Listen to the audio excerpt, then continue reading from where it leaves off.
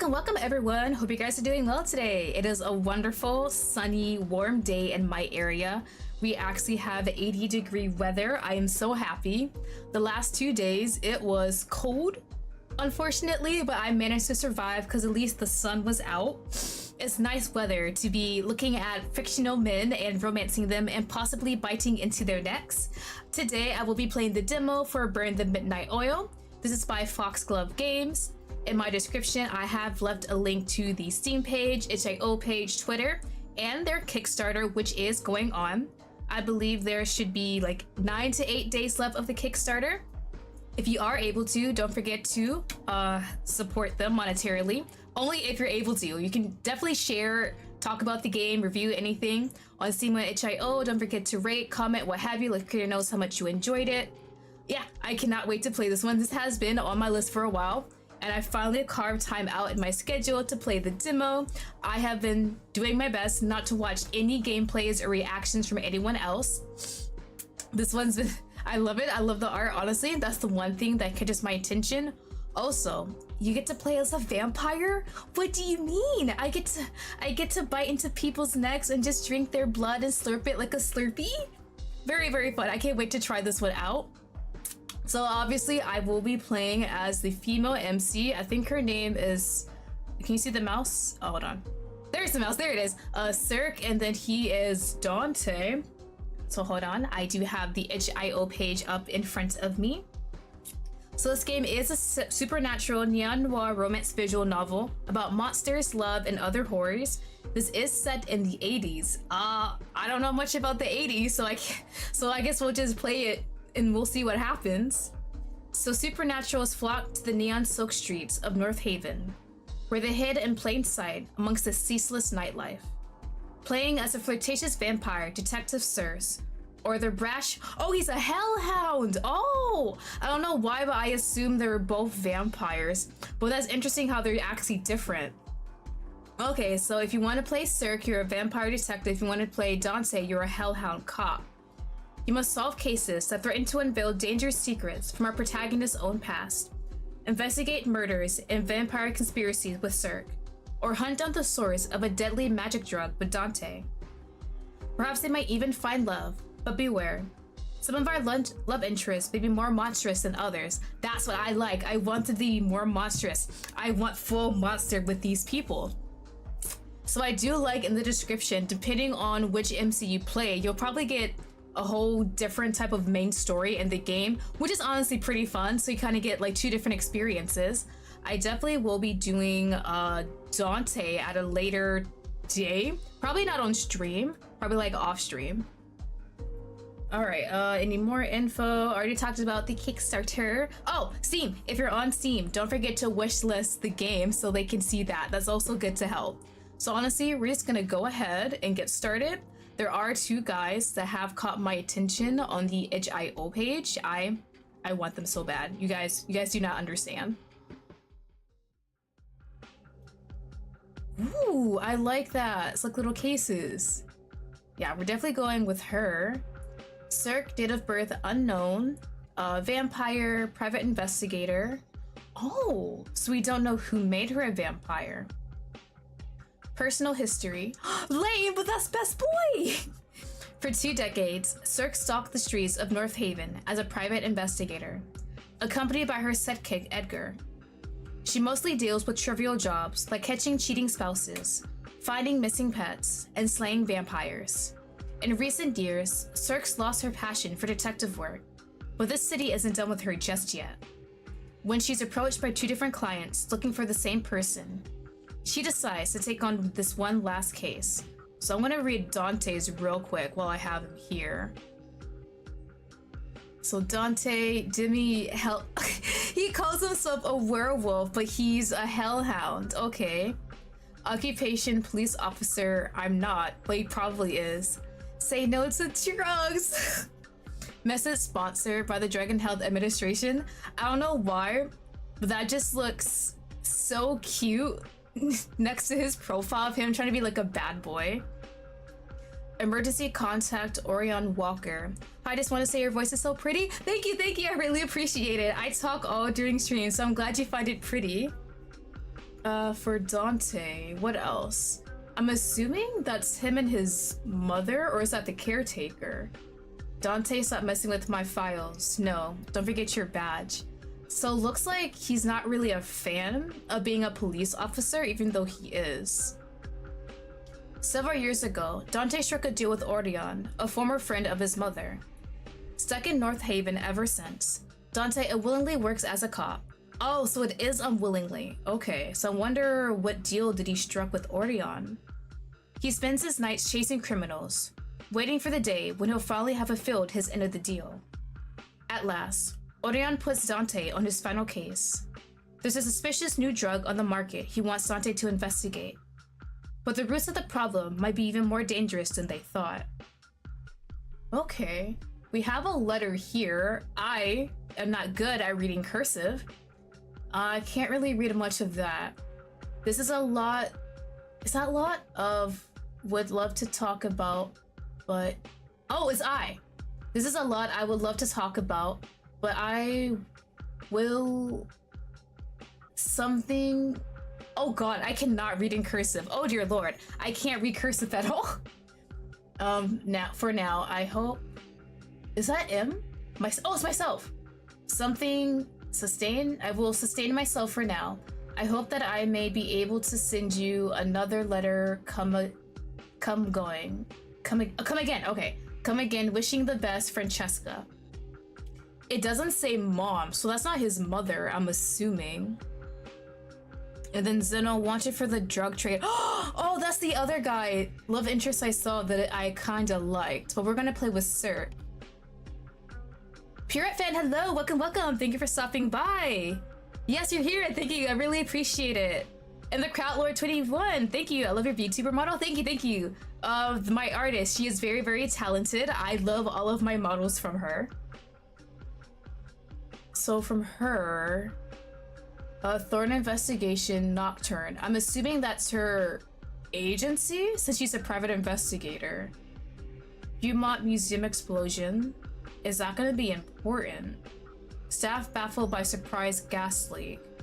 Despite safety, the security. Okay, so there's a gas leak at a museum.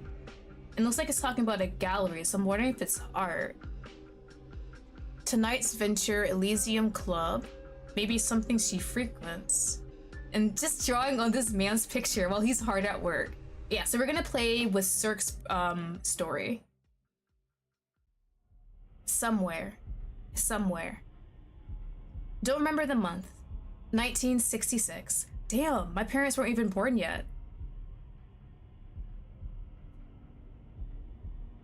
Is that us? Or is that someone else? That's a different hair color. RIP to the guy, but maybe he had some fun? Something not quite human sits on the edge of a stranger's bed. I seen the global version of Right Comments that was sad on Twitter. Bro! Seeing someone make that joke about Right Comments, I was so hopeful and I was like, wait a minute, they're never gonna do that. The company that did Right Comments, I think, is it Collie? I think it's Collie. No, wait, Collie's a different one. I forgot the company that did it, but there's no way they were gonna do global after shutting down the game. Ooh, but I like the scrolling of the CG. Okay, we don't know if this man is alive, so pray for him, I guess?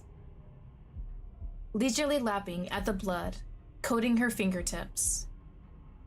Savoring her leftovers. Maybe he's not alive. She turns her head to stare at tonight's meal. A handsome man, currently lost inside his dreams. He is alive, okay. But that's a very bloody mess. She wants to be certain she's not imagining the steady rise and fall of his chest. The last thing she needs is a trail of bodies leading them to her. Oh, so them is italicized, so I don't think they mean like the authorities, like the police. Maybe something bigger? I think MCU, yeah, I think maybe it's her. It's just the hair kind of threw me off, so maybe this is her in the past. But even the imprints of her teeth on his fair skin have already faded. When he wakes up tomorrow, his memories of the entire night, of her too, will be gone. He'll go on with his life like he never met her, He'll get married, have a kid or two, grow old, die. She'll remember him for a while, but she won't be sad about it, or miss him, or ever ponder what could have been. He's not the first male whose bed she seduced herself into, and he could never be the last. Oh, so it is us. So pretty. Her eyes trace the stranger's features one last turn, searching in vain for a different face. His face. Before your humanity was stolen from you, could you have been anything like this man? Or have you always worn your penchant for destruction with unbridled pride? Is he waking up? When the stranger stirs in his sleep, she accepts that she won't find whatever she is looking for here. The time has come to part ways. Sweet dreams, Arthur. Oh, why is that CG part, though, kind of hot? At last. At least she thinks... You think that was his name? I mean, one night stand, Emil? I guess there's no reason for her to really remember his name. Maker. It is midnight, and I'm writing to you from yet another city whose name I couldn't be bothered to learn. I'm not sure what day it is, or how long it's been since I bid you goodbye for the last time. Maybe it's been days. Maybe it's been weeks. Maybe it's even been years. Since your death, I haven't had anywhere to call home. I only stay in one place long enough to take shelter while the sun is out, and then I'm back on the prowl. It's mostly men. I desperately want them to remind me of you, even though none of them look anything like you I knew. Living or dead, I suspect no one will ever remind me of you. I should probably be grateful for that, shouldn't I? Maker. I have taken to hunting every night just to keep sane, but I don't think it's working. I fear I might have lost my mind long ago without noticing. At least, I don't think I'm making things worse. At least, I'm keeping busy, which means I have less time to think. That's a good thing. If I think too hard, or too long, I'll start thinking of you. I make bad decisions when I think of you. Maker. Remember how you always used to say that creatures like us weren't made for rules? I always disagreed, but only out of spite. We both knew you were right. I hate being told what to do. I hate it so much. I fuck everything up for myself just to do the opposite. I miss it now, though.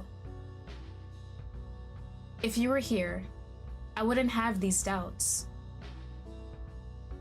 I wouldn't have to worry about right or wrong. You would make all the decisions. You alone would be responsible for the terrible, terrible consequences of our actions. Without you, I find that I'm no longer just lonely. I'm alone. You promised me, even death can never part us. So why didn't you take me with you? Ooh, all right. This beginning part, that is a lot of grief that Cirque is currently dealing with. I'm not sure how long she was with her maker, the person who turned her into a vampire, but it's obvious to tell she really cared about and loved them very, very deeply. Because right now, she's not dealing with their death well, and we don't know the circumstances of their death either. Considering they're a vampire, it can't be of old age, right? Did someone kill them, or did they just decide they don't want to live anymore? And there's even that line of her saying she just wanted to go with them if they're both gonna die. And that really struck a chord with me, because that shows just how important the maker was. She'd rather die to be with them than live without them there. But she's alive for now, and not in the best kind of ways, but she's surviving, so I guess we'll see how she deals with this grief. I love vampires so much, and the art style is gorgeous. I like the game a lot already. Yeah, the art style is very different. Not what I'm used to, since most visual novels I play have that anime type art style. So I really dig this one. I play Ida God again. Oh, I have to remember to continue a stream with Ida God. I did not finish that first playthrough with Unum.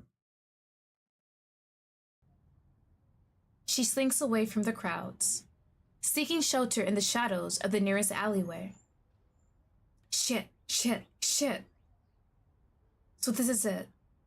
All those years lead to this? She's still doing the exact same bullshit she used to do when she was trailing after him, only now she's doing it alone. And to what end? What is the point of living like this? Hell, can you even call it living? What? She almost doesn't dare say it. What if I just ended it? Oh, is she actually considering it? She's already died once. Her second death doesn't even have to count. Some might call it suicide. Berserk gave up on heaven a long time ago. If such a place even exists, she was barred entry from many murders ago. All things must end someday anyway. Perhaps it's my turn now. That thought brings a strange sense of peace. Oh! Can she just do that? She slows her heart down, leans her head back against a brick wall, and just listens. She hears traffic. She hears laughter. She hears music. She hears colleagues stumbling to their next bar, arguing over who owes the next round.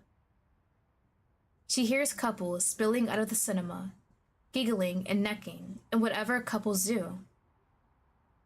If she really strains her ears, she can even hear a couple of homeless drunks laughing their asses off over a joke that definitely doesn't deserve such unfiltered glee. It all sounds like life. Fuck. Oh, okay, girl. Fuck. All these years. And she's ready to kick the bucket because what? Because he's gone? She can't even make it a year without... It's been a year? Jesus! Okay, I assumed her maker had died for a few years, at least 5 at most. But just a year? That does kind of make sense, seeing how her grief is still raw. Oh, wow. So a year without him, and she's ready just to pull the plug on herself. How is that fair? It's not. It's not fair at all. It's stupid. And worst of all, it's humiliating. She's mourned enough, doubted her decisions enough. She wants to live, so she's going to live. Yeah, that's right. She'll keep going out of pure fucking spite, if that's what it's... What do you mean? What do you mean? She finally has the will to keep living, even though it's out of spite, and someone just says, "Ooh, here's a knife in your chest. Hope you enjoyed that one." Something drives through her chest, nearly missing her undead heart. Who the hell did it? Thump. Okay, it can hear the heartbeat. She's still good. There's a heartbeat. Wait, it can't be hers. Hers is undead. Whose is it? Beating so violently, it has to hurt. It takes her longer than it should to remember that it can't be hers. Whose heart is it? Who the hell are you? Her eyes shift for the improvised stake in her chest. It actually is a stake! So that man specifically was looking for her. It's not just a random person like, okay, I just want to stab someone. He actually is looking for her, or at least a vampire. Hey, buddy, I don't think I hurt you, right? That's not the guy from the bed. His hair is longer, right? Perhaps he's more of a boy than a man. Well, that escalates so quickly. At least give her time to think about living. He can't be a lot older than she was when she was changed. Not that any of that matters right now. A stake to the heart. How medieval of you. The man, boy, doesn't respond. He's busy watching in horror as she rips the stake out of her chest. She doesn't flinch at the pain. It's there, like an assistant little bug, but it doesn't really hurt. Never does anymore. Megan, yes, we love us some glasses men. Too bad we probably won't ever see him after this scene. Also, I love his expression so much.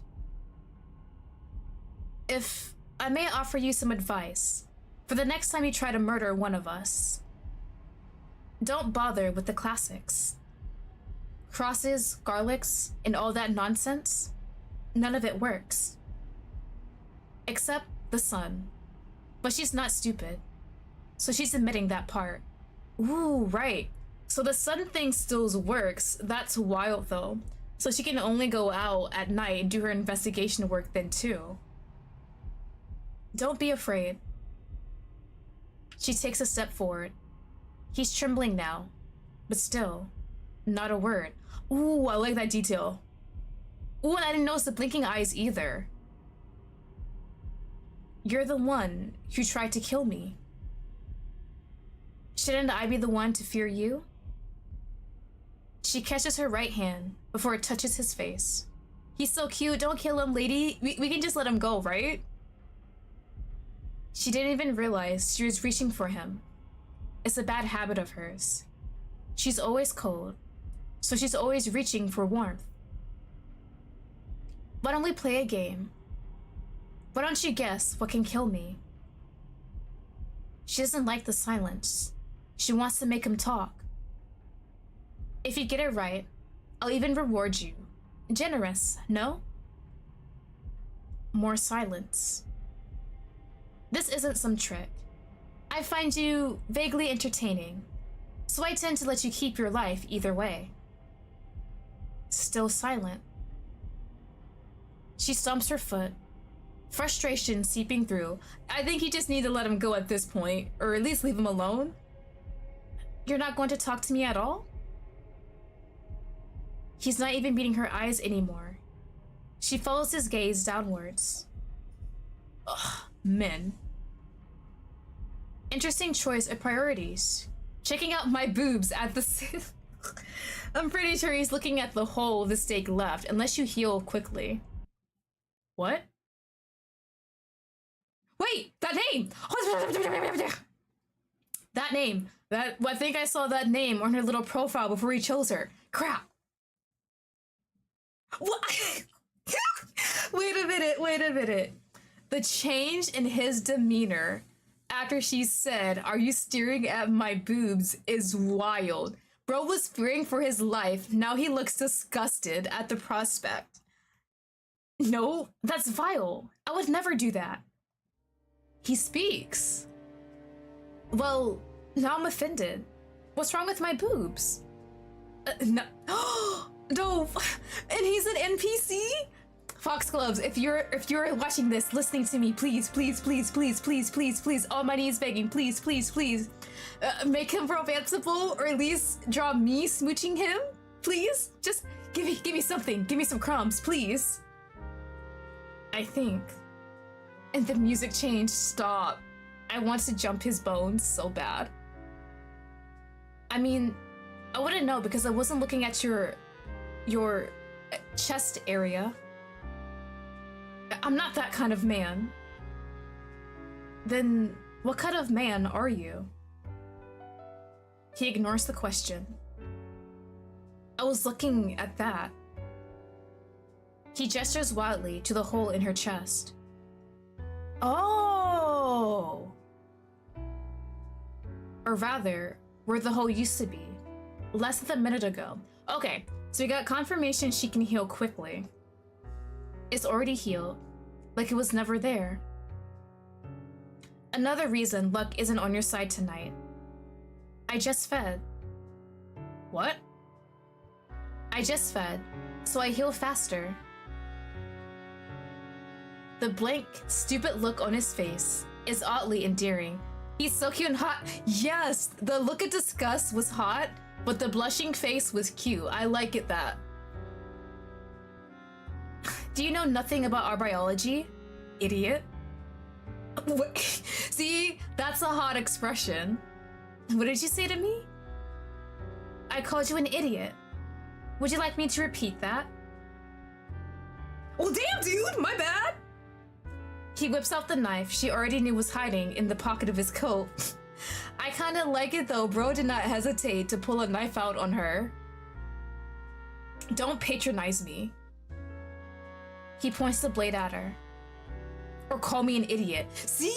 The little gritting of his teeth? Now that's a hot expression. I love that. I want more of that, please. If you behave like an idiot, I'm gonna call you an idiot. Simply smarten up if it bothers you.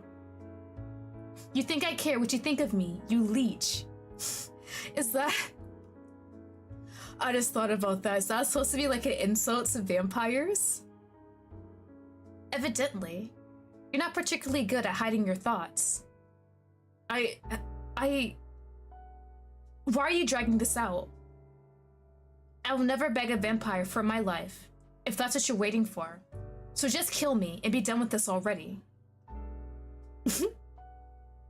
She sort of, kind of, not really, tries to stifle her laugh. It pisses him off even more. What's so funny? Sorry, it's just, he's British, shit! Do I have to read his in a British accent? I don't know how to do a British accent. Your accent. I only realize it now, but it's so British. I'm not even gonna try a British accent. I'm not gonna subject your ears to that torture. Welcome to North Haven, England, where quite literally everyone She didn't even realize where she is. Oh my god.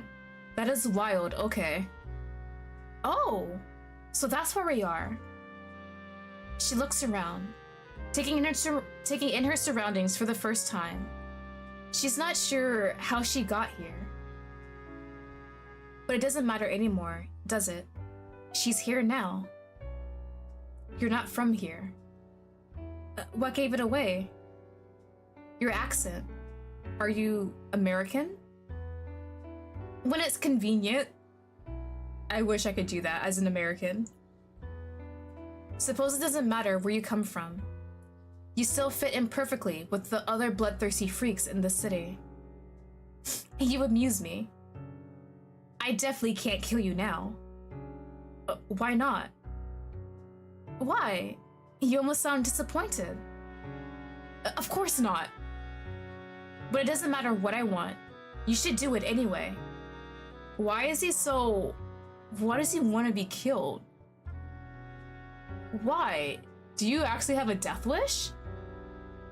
Because we can't both walk away from this. It doesn't work that way.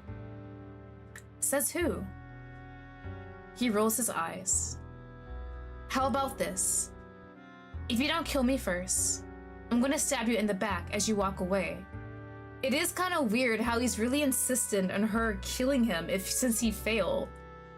If he's talking about one of them has to walk away alive from this and one has to be dead, I would assume he tried to attack her again? He still has the knife in his hands, but he's not doing that. He's going for a different angle.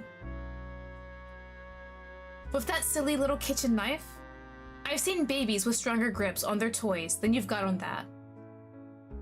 His grip loosens. Meanwhile, I could kill you with minimal effort. Right here, right now. I could snap your skinny little neck with my bare hands and not even break a sweat. Only, that wouldn't be very fun, now would it?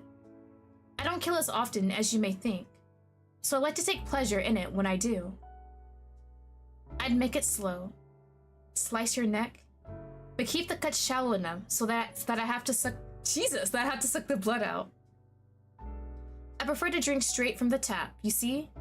More intimate that way. Once I've drained you, I'll dump your corpse behind one of these bins and skip town. By the time someone finds you, I'll be long gone. Nobody will even know I was here. He lowers his knife, averting his eyes to stare at nothing in particular. He doesn't seem scared either. Do what you want. There's no one left who would care enough to try and find me anyway.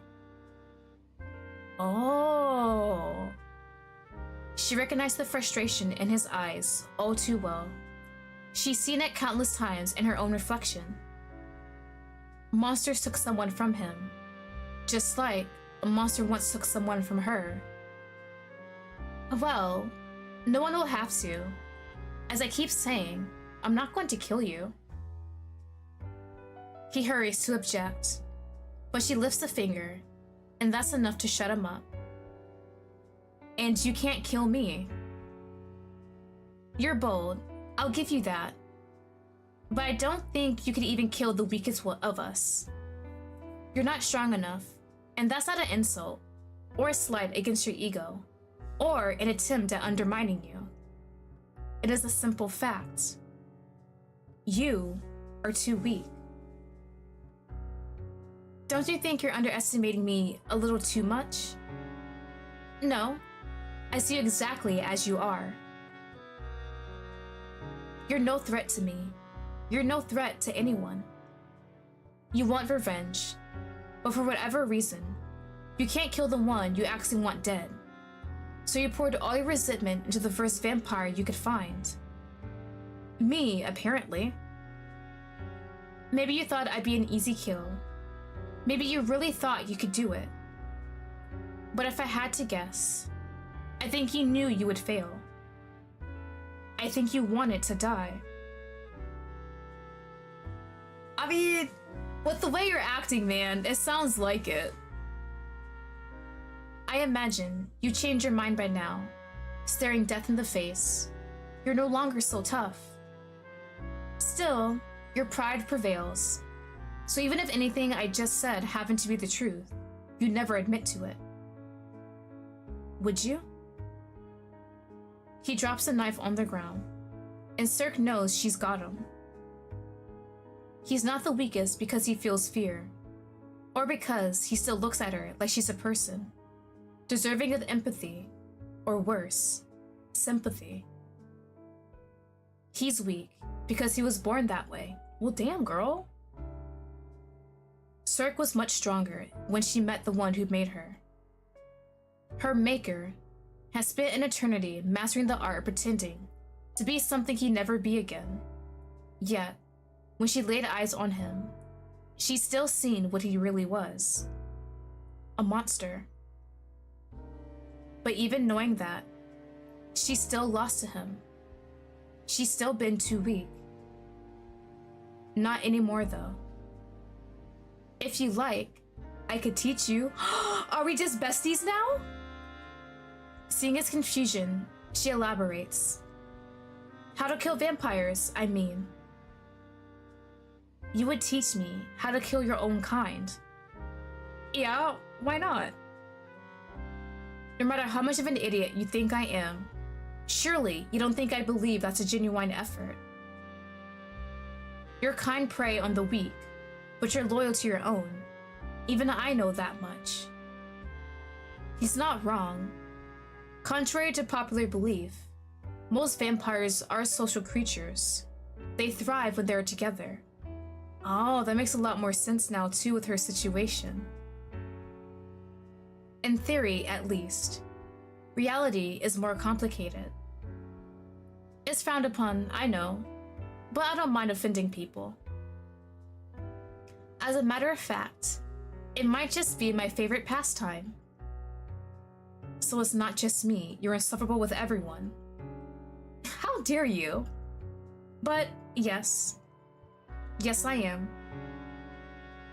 She offers her hand with a smile, far too dangerous for anyone sensible to trust. What do you say? Do we have a deal? Only an idiot would strike a deal with a devil like you. Or someone moderately desperate. A moderately desperate idiot, then. Sighing, he takes her hand. She bites back a grin. Ah, before I forget, what's your name? Edgar James Thorne. Wait a minute! I think that was the name, Thorne at least, on I think it was the business card on the start screen. That sounds so pretentious. I'm just gonna call you Eddie, okay? If you must. He didn't deny the nickname. What about you? What's your name? If I told you, would you even use it? Well, yes? That's what people do, isn't it? Call each other by one another's names. It's been a while since anyone has used her name, but she supposed it would be rude to withhold it from him. They call me Cirque. So may you. His grip on her hand tightens. I want to ask you something, Cirque. Yes? When you taught me all that you can, what's going to stop me from killing you? Our budding friendship? She allows herself that grin now, showing him all her teeth. Nothing but your own compassion. Ooh. That beginning scene was good. I need to just talk about it a little. Let me take a sip of my tea first, though.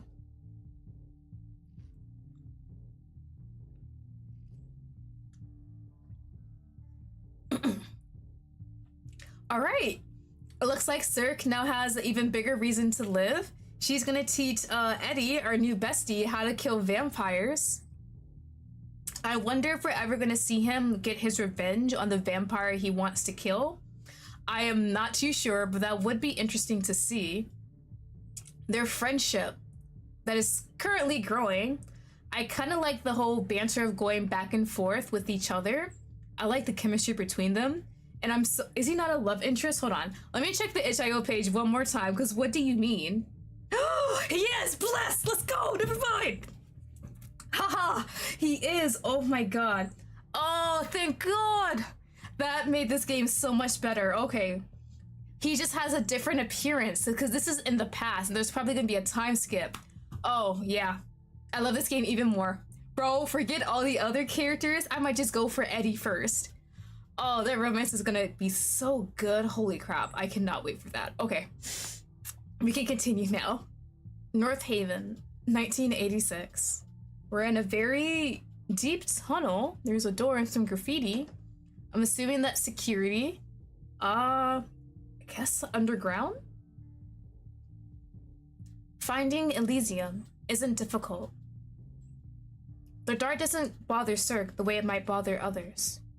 Even if it did, she's navigated these tunnels enough times to remember each step. It's getting inside that poses some trouble. It wasn't always such a hassle. Cirque was once a regular at Elysium, cautiously welcomed by its patrons, because of her relationship with Lazarus. Oh, right, there's a little glossary, so we have a lot of things. We have Lazarus, the founder of Elysium. Lazarus is a gifted vampire, but the specifics of his powers are an open secret few dare to mention to his face. Despite his penchant for dramatics and his infamous reputation as a hedonistic drunkard, Lazarus is still deeply beloved by his patrons, who teasingly refer to him as their prince. Does he have an ego? Oh wait, I might like Lazarus. It depends on what he looks like. Lazarus also happens to be the only... What do you mean they used to be together? Only boyfriend Cirque's ever had, when their tumultuous relationship ended some years ago. Lazarus didn't take it very well, and it definitely banned Cirque from Elysium. God damn, bro Sid. Ain't no way you're breaking up with me. You're never coming here again. Rumor has it, the two have been acquainted since long before they ever set foot in North Haven. Monikers Prince of Elysium, Laz, Asshole, Dickhead, etc., etc. Oh, interesting. Alright, Maker, the creator of another vampire. It is the duty of the vampire's creator to mentor their apprentice. But this tradition isn't always followed by the clanless. Vampires abandoned by their creators are often at a disadvantage in the world, especially in vampiric society. So that's a good thing Cirque's maker was there with her. But damn, Lazarus is an ex-boyfriend? Now I need to see this banter with him. It's been 6 or so years now, since she's been warned to never show her face here again. Of course, that flimsy band has never stopped her before, nor will it stop her tonight. The bouncer standing guard cut straight to the point. Are you used to this, buddy? Since you managed to find your way here, I take it you got an invite. Possibly. It's not a question. Lazarus paid a pretty penny for the spells that ensure only those with an invitation will ever reach Elysium. Oh, okay, wait a minute. That's good for us. Fortunately for Cirque, no one remembered to amend those spells when she was... Well, I guess she wasn't invited, but she wasn't not invited? Ooh, look at our girl. Look at her titties. Aw, you don't recognize me? Should I? Well, yes. Oh, I love it. When characters with melanin, they actually give them light-colored palms. Thank you for that. But given that she doesn't recognize him either, he's probably new. Lucky me. What do they call you? He might not recognize her, but he'll definitely have been warned to her name. She thinks quickly. Donna. It's not going to be on the list, but it doesn't need to be. That's what her talent is for. Donna, Donna, Donna. He flips through the guest list till he hits the bottom of the last page. Yeah, no Donna. He takes a more aggressive stance, but it's all bravado. He reeks of insecurity. She would gladly exploit that. You go, girl. Ooh, okay. Okay, hold on, we always save at these options. Did it save? Oh, there we go, okay. Oh, the different pages for the different characters, I like that. Okay. Let's return. I want to look at my glossary real quick. Talents and gifts. Gifts are innate powers passed down from generations to generation through vampiric bloodlines. The further away you are from the primordials, the original line of vampires. Hold on, my cat. Buddy, what you doing? Well, there you go. Across the screen, there you go. The further away you are from the primordials, the original line of vampires, the weaker your gift will be. Most modern vampires do not have a gift, making it a symbol of status to have one, even though some gifts might arguably be more of a curse than a blessing. Talents are abilities nearly any vampire can learn, but only if the ability is taught to them by another vampire. Different clans have hoarded different talents over several generations. They are very defensive of the ones they have collected, determined to protect their secrets from other clans and clanless vampires. Okay. Do we want to seduce him, intimidate him, persuade him? I guess it doesn't really matter what would work out. It'd probably just give us different ways of how he'll react to it. Would seducing work? Intimidating? Persuading? Let's try persuading. The teeth, the smile, everything is perfect.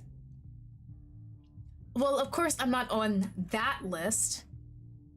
I'm not one of your every night patrons. I've been personally invited by your boss. The bouncer shuffles his feet, red eyes running over her form. When Cirque smiles, he nervously smiles back. You're certainly his type? Oh, you don't even know, buddy. Still, I can't let you in on your word alone. If you wait here, I'll quickly confirm it with Nisha.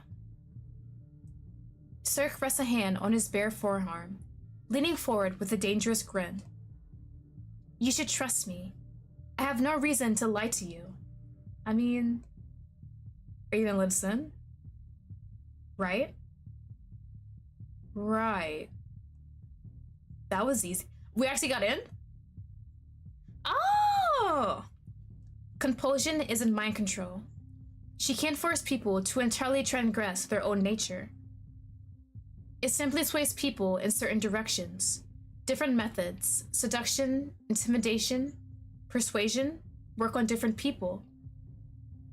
The weaker their will, the farther she can push them. With enough practice and the right target, you can convince someone to do almost anything. Okay, so I'm assuming when we have to use those 3 skills again, we have to choose what works for which character. Okay, I'm curious who would seduction work on.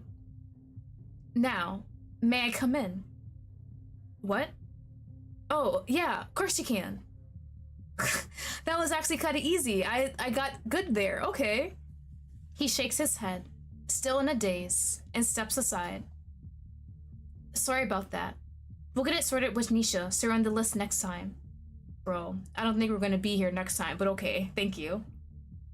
How sweet of you. And just like that, she's in. Elysium. The only sanctuary in the city for creatures of the night. Since the 70s, Elysium's been an Epicurean haven for vamps to gather and feast without repercussions. Donors. That's what they call the humans selling their blood here. Some of them are natural masochists, taking pleasure in being fed. Others are only here to make some good money. Ooh, I like that. Okay. Most are here for both, and a select few loonies come here with dreams of one day becoming vampires themselves. But to my knowledge, few, if any, have yet to have the honor of experiencing the change. It's nearly been a year since Cirque last set a foot in Elysium. One quick look around probably reminds her why she's been avoiding the hellhole. Nothing's changed, everything's exactly the same. I just want to say, I love her expressions. Like, the way her upper lip is kind of just up in like that snarl of disgust is so good. Cirque inhales, her stale lungs breathing in the irresistible, saccharine scent of blood. The familiarity should comfort her, in a city that's rapidly changing, more so now than ever. Elysium's been one of her only constants. But it gets so damn boring. Among the 40 to 50 some vamps who currently reside in North Haven, Cirque can count on one hand which ones aren't regulars at Elysium. They're a tight-knit group who come here night after night to dance, drink, and smooch. Oh, they're just partying every single day, alright. They're just enjoying themselves. And for what brings Cirque herself here tonight? The same reason she always comes to Elysium. She's looking for someone. Let's see. She double-checks the picture the client provided. It's an old photograph. A blonde guy, cute enough if you're even in his age group, with baby blue eyes and a smile that's up to no good. Basically, I'm looking for a less alive version of this guy. Cool. She scans the dance floor for a mop of blonde curls, but there's no one. Either our intel was off and he's not here yet, or like most of us, he's taken on a different look in his new life. It's annoying they don't have a more recent picture, but this is what the client offered, and Edgar couldn't find anything more recent. For now, she should find someone who might have a better idea where she could find him. Ooh. Do we question Lazarus or Nisha? I so desperately want to see what Lazarus looks like. Even though he banned us from here, it should be fine, right? Yeah, we're gonna look for Lazarus. Talking to Lazarus is a horrible idea, which is exactly why she's going to do it. She already knows where to find him. He rarely leaves his private lounge. Are we gonna catch him? Hello? Bro, how low are your jeans? Your dick's almost out. Lazarus. He's called by more than one name. The Prince of Elysium. Asshole. Bro's pale as hell too. Dickhead. His dickhead is about to be out. Occasionally, Laz, but only by those who've had the misfortune or pleasure. Reviews vary of being part of his inner circle. Oh, don't give him the long hair and the lipstick. Please don't do this to me. To Cirque, he's just Lazzy. Former flame. Current pain in the... Please, show me his full... Please. Oh, no! Bro! If I was Cirque, the way I would grovel back to this man on my hands and knees, take me back, to unban me. Oh my god, this is wild. Oh no, why is he actually hot as hell? Oh my god. Don't act shy, baby. It doesn't suit you. Cirque steps past the guards and the curtains, eyes doing a quick sweep of the hazy room, even though she knows it won't have changed. Eventually, her eyes have nowhere to go but Lazarus. He's sprawled out on that gaudy, overpriced sofa he loves to death, watching her with a look that says he hasn't decided if he should be furious or aroused by her unwelcome presence. Oh my god, they made him so perfect. Never changed, man. Staring back at him, she almost understands why he captured her interest in the first place. He's got those sad, coaxed up eyes teenage girls like to fantasize about. And me, an almost 30-year-old woman. In another life, he could have been a famous rock star. His gaunt face and cocksure grin would have been plastered all over the city, on billboards and magazine covers, and as a drunken tattoo on some poor college girl's ass. In this life, he's nothing but wasted potential. God damn.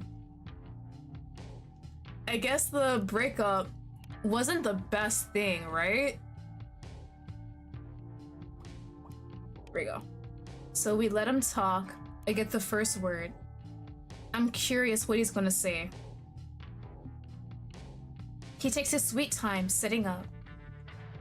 Funny seeing you here. I was just saying. It's been a while since my favorite bat dropped by to ruin my night.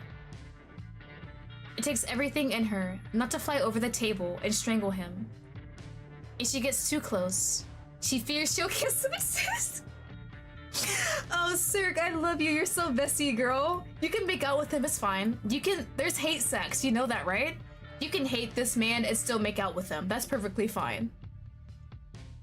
Or bite his face off. Or both at the same time. She's unpredictable when it comes to him. What did I think? This was a good idea again. Oh right, it's a bad idea. That's supposed to be the good bit. Won't you invite me to sit? He pretends to hesitate, but he's so impatient, he can't maintain the charade for any longer than a second. Whatever, you're already here. Go on, beautiful. Have a seat. She eyes the settee opposite for any suspicious fluids before she sits. Better safe than sorry. Is that from experience? Has she sat on suspicious fluid before? As pretty as ever, aren't you? Me. Wait, did you say petty? I said pretty. Oops, oh well. Me? Oh, it's petty. The way I read that is pretty. Me?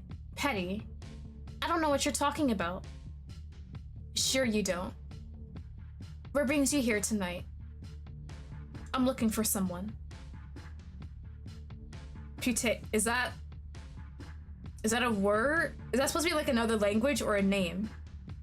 Oh, it's French. Oh, he's a French vampire. Okay, he's a French vampire. Gotcha.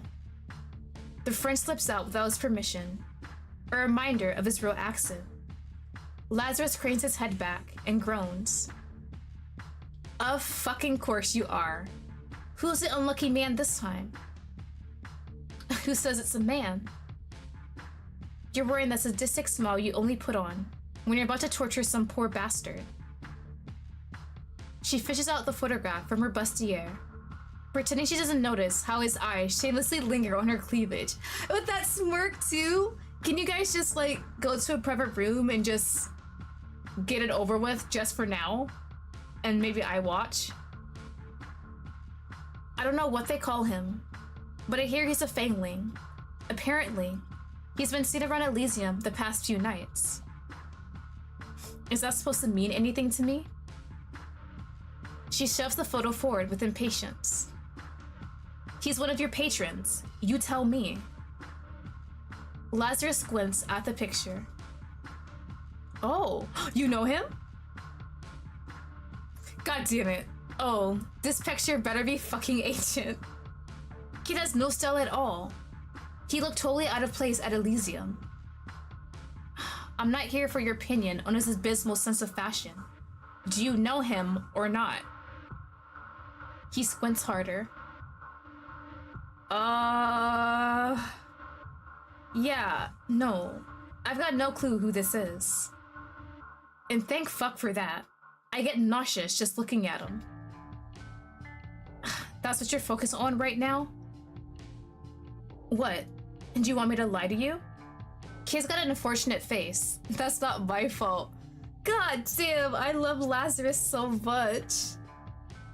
He turns away from the photo, like it's offended him. I'm not trying to be disrespectful. You know, I actually suspect I'm allergic to Yeah, I suspect I'm allergic to the unesthetic. Cirque rolls her eyes, stashing the picture back inside her bustier. Anyway, you know very well it's Nisha's job to keep track of who comes and goes. I've got more important shit to do. She eyes the glasses scattered around his table. Like drinking yourself to death over and over again? Lazarus rolls his eyes at the question. They both know why he feels the need to drink as much as he does. Nisha loves responsibility. I don't. That's why we're perfect partners. Romantic partners? Remind me, what do you contribute to this partnership? A lot. Like, you know what? Nothing comes to mind at this moment, but I'm sure there's something. Elysium might be Lazarus' brainchild. When it comes to running the place, he'll only do what he wants to do, which isn't much. It's his right-hand Nisha, a human who manages everything. Most of his patrons protested when she was appointed manager, but she had a decade to earn their grudging respect. When Nisha finally decides to usurp you, I'm taking her side. Yeah, right. Oh, Lateef, you've missed me too much if something happened to me. Bro, my neck, it's right here. It's already welling and open. Oh, don't do this to me, game, please. I disagree. Care to find out who's right? He downs the rest of his drink, at the same time gesturing for another with his free hand. One of the donors on standby slices her palm, dripping fresh blood into a clean glass. She hands it over with an adoring smile. Man, girl, understandable, but please. For you, master. Did he ask them to call him master, or is that something they wanted to do? Bro, I love him so much, bro. Give me more Lazaruses, please. He accepts it, without even glancing at the woman, who obediently scuttles back to her corner in the room. Cirque watches the entire interaction in disgust. Can we be honest, Cirque? Come on, let's be honest. You're a smart woman. You already knew I wouldn't know him. I was really interested. Yeah, I kind of knew you wouldn't know him, but please. He sips his drink with surprising restraint, watching her over the rim of his glass. So, why come to me? In all honesty, she's not sure. It's definitely not because she missed him. Lazarus has a way of crawling under her skin that makes her feel alive again, but she's never been a masochist. Maybe she was hoping he'd be the cure to the chronic boredom haunting her as of late. Could that be it? How naive of me. Elysium hasn't changed since she was last here, and the same goes for Lazarus. He puts on a good show with his theatrics, but he's just as permanent as the rest of them. Ah! So, if I do... Don't judge me, don't judge me, don't judge me. I'm really curious what happens. I want to know. She says the most inappropriate thing that first comes to mind. Like, do you guys just regularly have sex every once in a while? You know. Want to sleep with me tonight? Please, please, please. Lazarus, please do this me a favor. Please, please. Ah! Yeah, it's awkward. God damn. I feel so... That was the quickest rejection ever. You can at least pretend to consider it. Now it's awkward. Hey, if it were up to me alone, you would never... Oh! You would never leave my bed. You're the only one who doesn't actually want to. You're just looking for tonight's distraction. Girl, please mean it. Please mean it. Please, please. I'm not gonna be your distraction again. Don't invite me to your bed unless you're planning to let me stay. I would let you stay, Lazarus. My bed is ready. I have a heated blanket and everything. There you go again. Assuming what I do or do not want. When I listen to the words coming out of my mouth instead. Because your lips can lie, but your heart can't. Here it comes. Lazarus's signature look.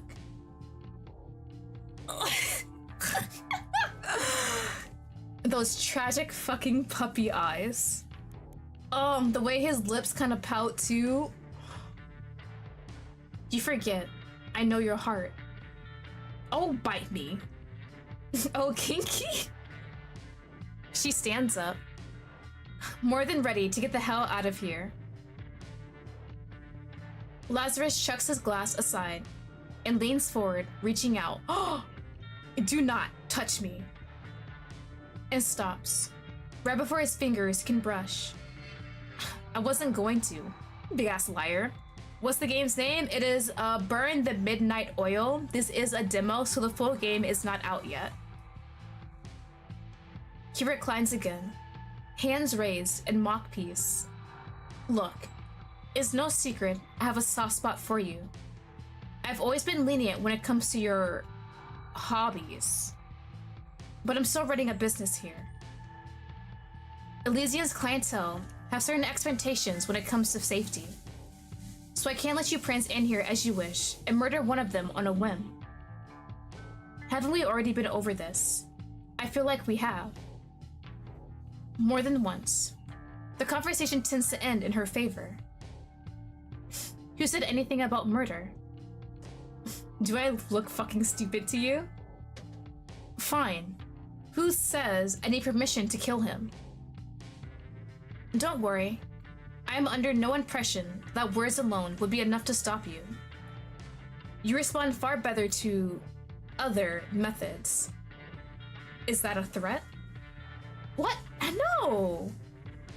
If I say it is, will you leave without killing my customer? No. I'll just kick you in the balls first. Hot. Oh, he's so infuriating, but I love him. You're disgusting. Baby, you know your threats always turn me on. Lazarus straightens in his seat. As much as his inebriated state allows him to. Look, I don't give a shit what my clients get up to outside Elysium, but inside my club, murder kinda sucks for business. But you don't want to have that Fangling as one of your patrons anyway. He's the bottom of the barrel scum, who preys on vulnerable women, escorts, and the homeless, and whoever else he decides won't be missed. Is he wrong in thinking that? Oh? Okay. Now she's seriously considering kicking him. Just one kick. He won't even feel the pain through all the substances he's been abusing. Keep your fangs to yourself, little bat. I'm not saying I agree with his choice of sustenance, but I'm sure we can both see where his reasoning comes from. Or, are you going to pretend he's the only vamp in North Haven to prey on the most vulnerable? As Lazarus gets more agitated, his real accent starts to slip through. We cannot all be like you, Moncur. We cannot all be bothered to pretend like we can be friends with our food. Cert curls her lips at the snub. Besides, if I start judging all our patrons based on their conduct outside Elysium, I won't have any customers left. Well, before you suggest that could be a good thing, consider this. Without an endless legal supply of fresh blood, who do you think all the hungry vamps in the city are going to feed on? Damn it, he's making sense. She hates it when he does.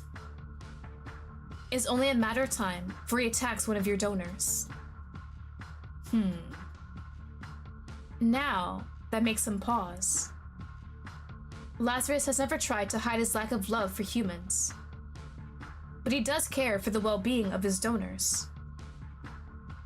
Who knows if it's out of genuine empathy, hidden somewhere deep inside that dead heart of his, or if it's just because them dying would be an inconvenience, but he tries to keep them out of harm's way. That would be bad for business. You got a particular reason to believe he would do that. Call it a bat's intuition, or just common freaking sense. But Laz has never listened to that, so... Intuition. I've listened to your intuition before. It's gotten me into trouble one too many times to count. But it's also saved your ass plenty of times, hasn't it? I guess. Alright. Say I believe you. I still can't ban the Fangling unless he's actually broken one of Elysium's rules. It'd make me look bad.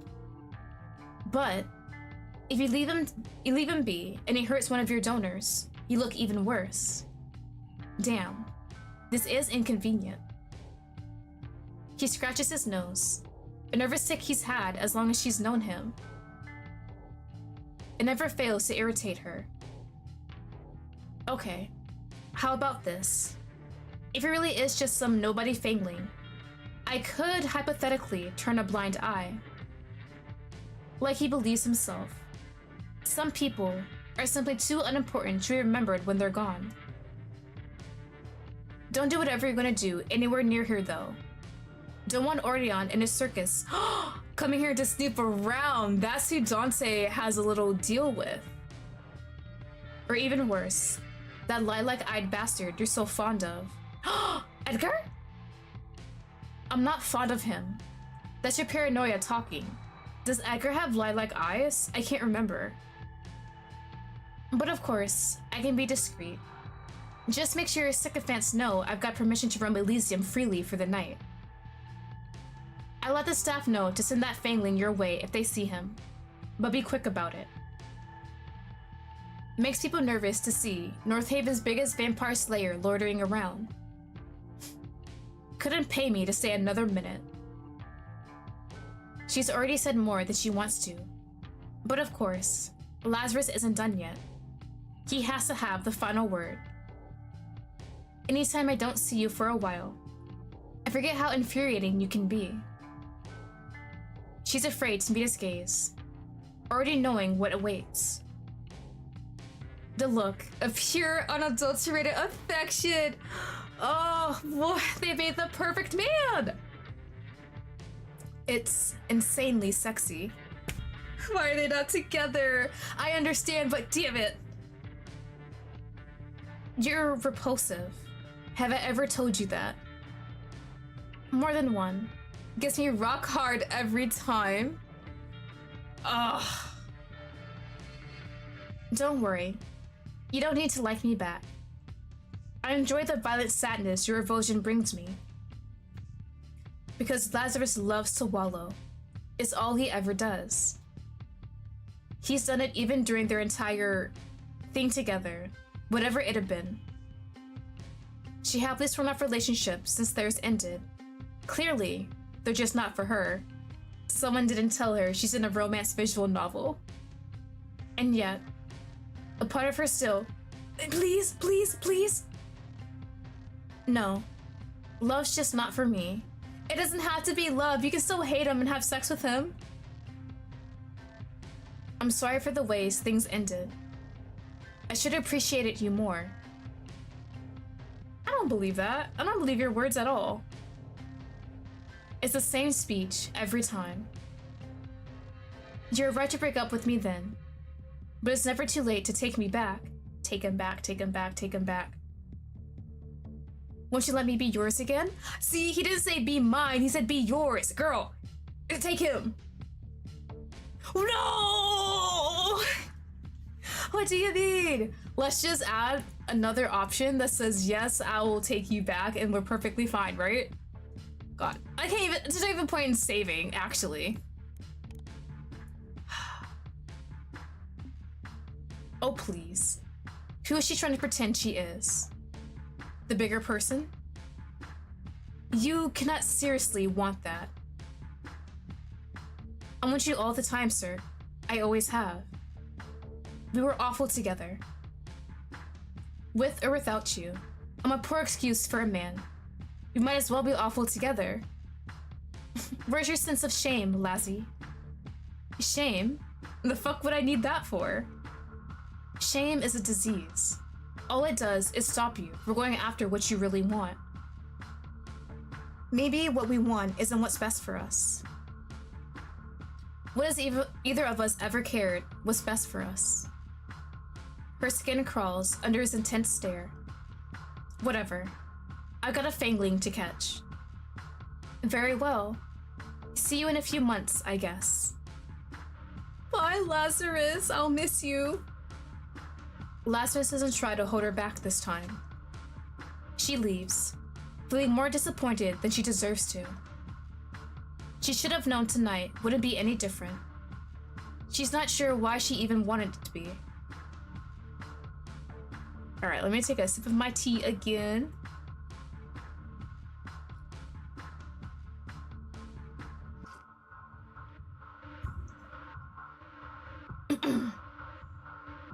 Yes, obviously, her relationship with Lazarus was toxic as hell, but I do not care. They can be even more toxic. It's like, I can make them, what, better? No, I can make them worse. They can be worse people with each other, and I want that so much. But I don't think he's a love interest, which is sad. But that's what your imagination is for. I will just imagine that they are together. Not much time passes before one of Elysium's goons notifies Cirque of the Fangling's arrival. Apparently, they call him Seth. One of Laz's lackeys picked his name up from Nisha. Moments later, Cirque finds Seth loitering near the stage. She was right to assume that he's changed to the photograph. He's at least a few years older, though still young enough to have just graduated university. He shaved off the baby fat and grown a mediocre mustache, but the cheeky smile he shoots her way is identical to the one in the picture. For a split second, Cirque hesitates. He still looks so young, so full of life even in death. Then she remembers what he's done. She remembers the woman he's hurt. She remembers he deserves this. Hey.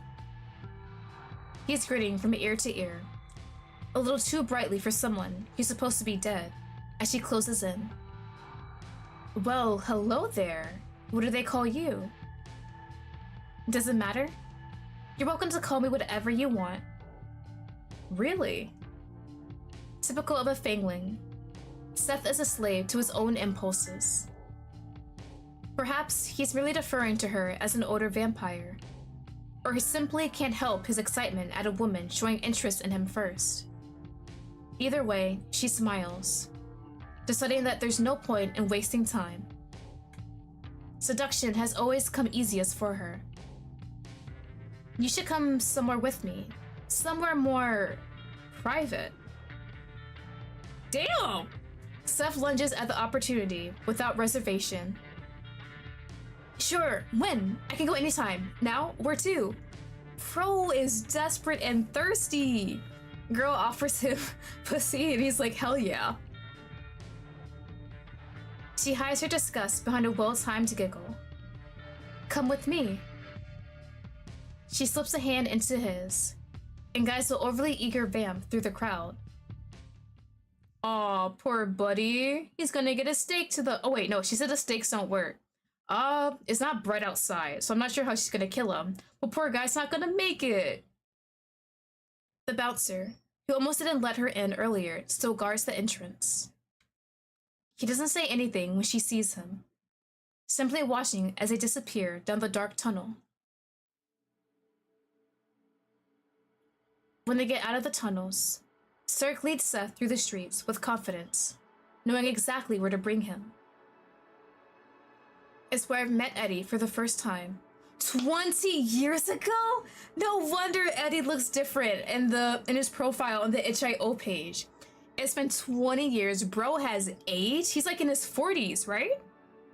If you want to assume he's at least an adult, like 18, 20, he's close to his 40s. I spared his life that night, but I've ended many lives there since to make up for it. Seth doesn't shut up once. I've never been with a vamp before. Is it better than sex with humans? Shouldn't we get some blood first? He enjoys the sound of his own voice too much. Not even once does he question her silence. Cirque stops at the end of a dingy alley, far away enough from Elysium to maintain her end of the deal. Seth looks around with a frown. You want to do this here? Wouldn't a nice girl like you prefer a hotel? Are you paying? Not a girl. Seth's jaws drop stupidly. You mean...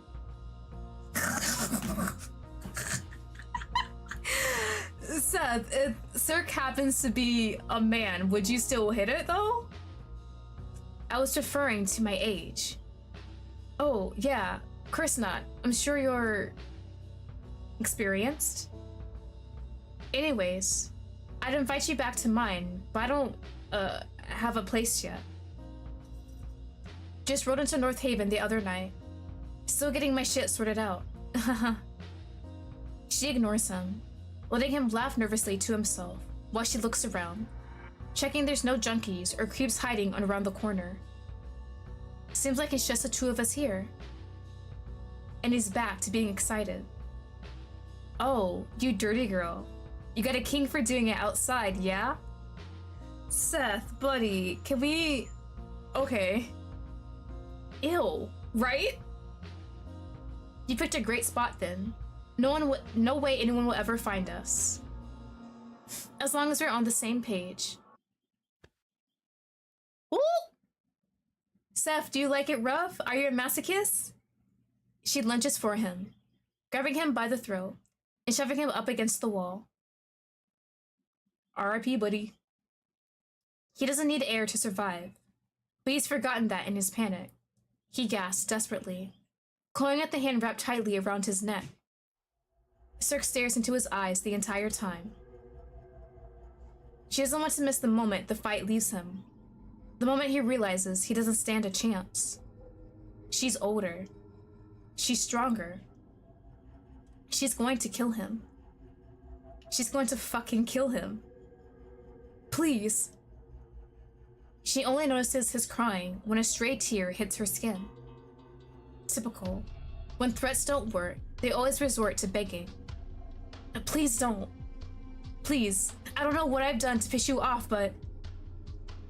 She can feel the joy seeping out of her as Seth's crying grows louder. She forgot how annoying it can be to kill fanglings. They're too sensitive. Whether it's pain or pleasure, they feel everything too strongly. That's why they don't last long without an older vampire to guide them in their first year. Leave them to their own antics, and they'll fuck like rabbits and die like cattle. Why are you doing this to me? Quit wailing and I'll get to that part. It's a little hard not to wail when you're about to kill me, but sure, I'll be bloody quiet. She lifts her chin, daring him to speak another word. I'm waiting. Perfect.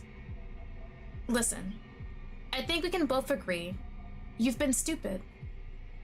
Least you could have done is be more careful with where you take your meals. Not eaten as many sheep from the same pen. Then maybe no one would have noticed. But no, on top of that, you're childish enough to play with your food and leave evidence behind? She sees the exact moment her words start to seep into his dumb little brain. The games you like aren't very fun for your playmates, were they?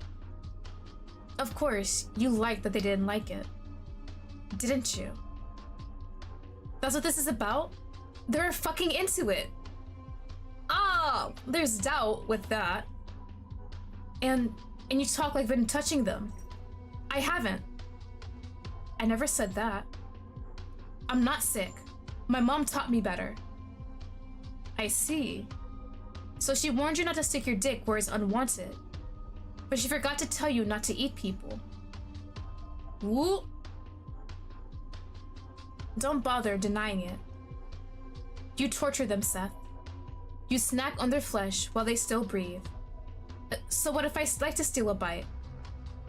Their blood is good enough to drink, but their flesh is too dirty for us? Oh!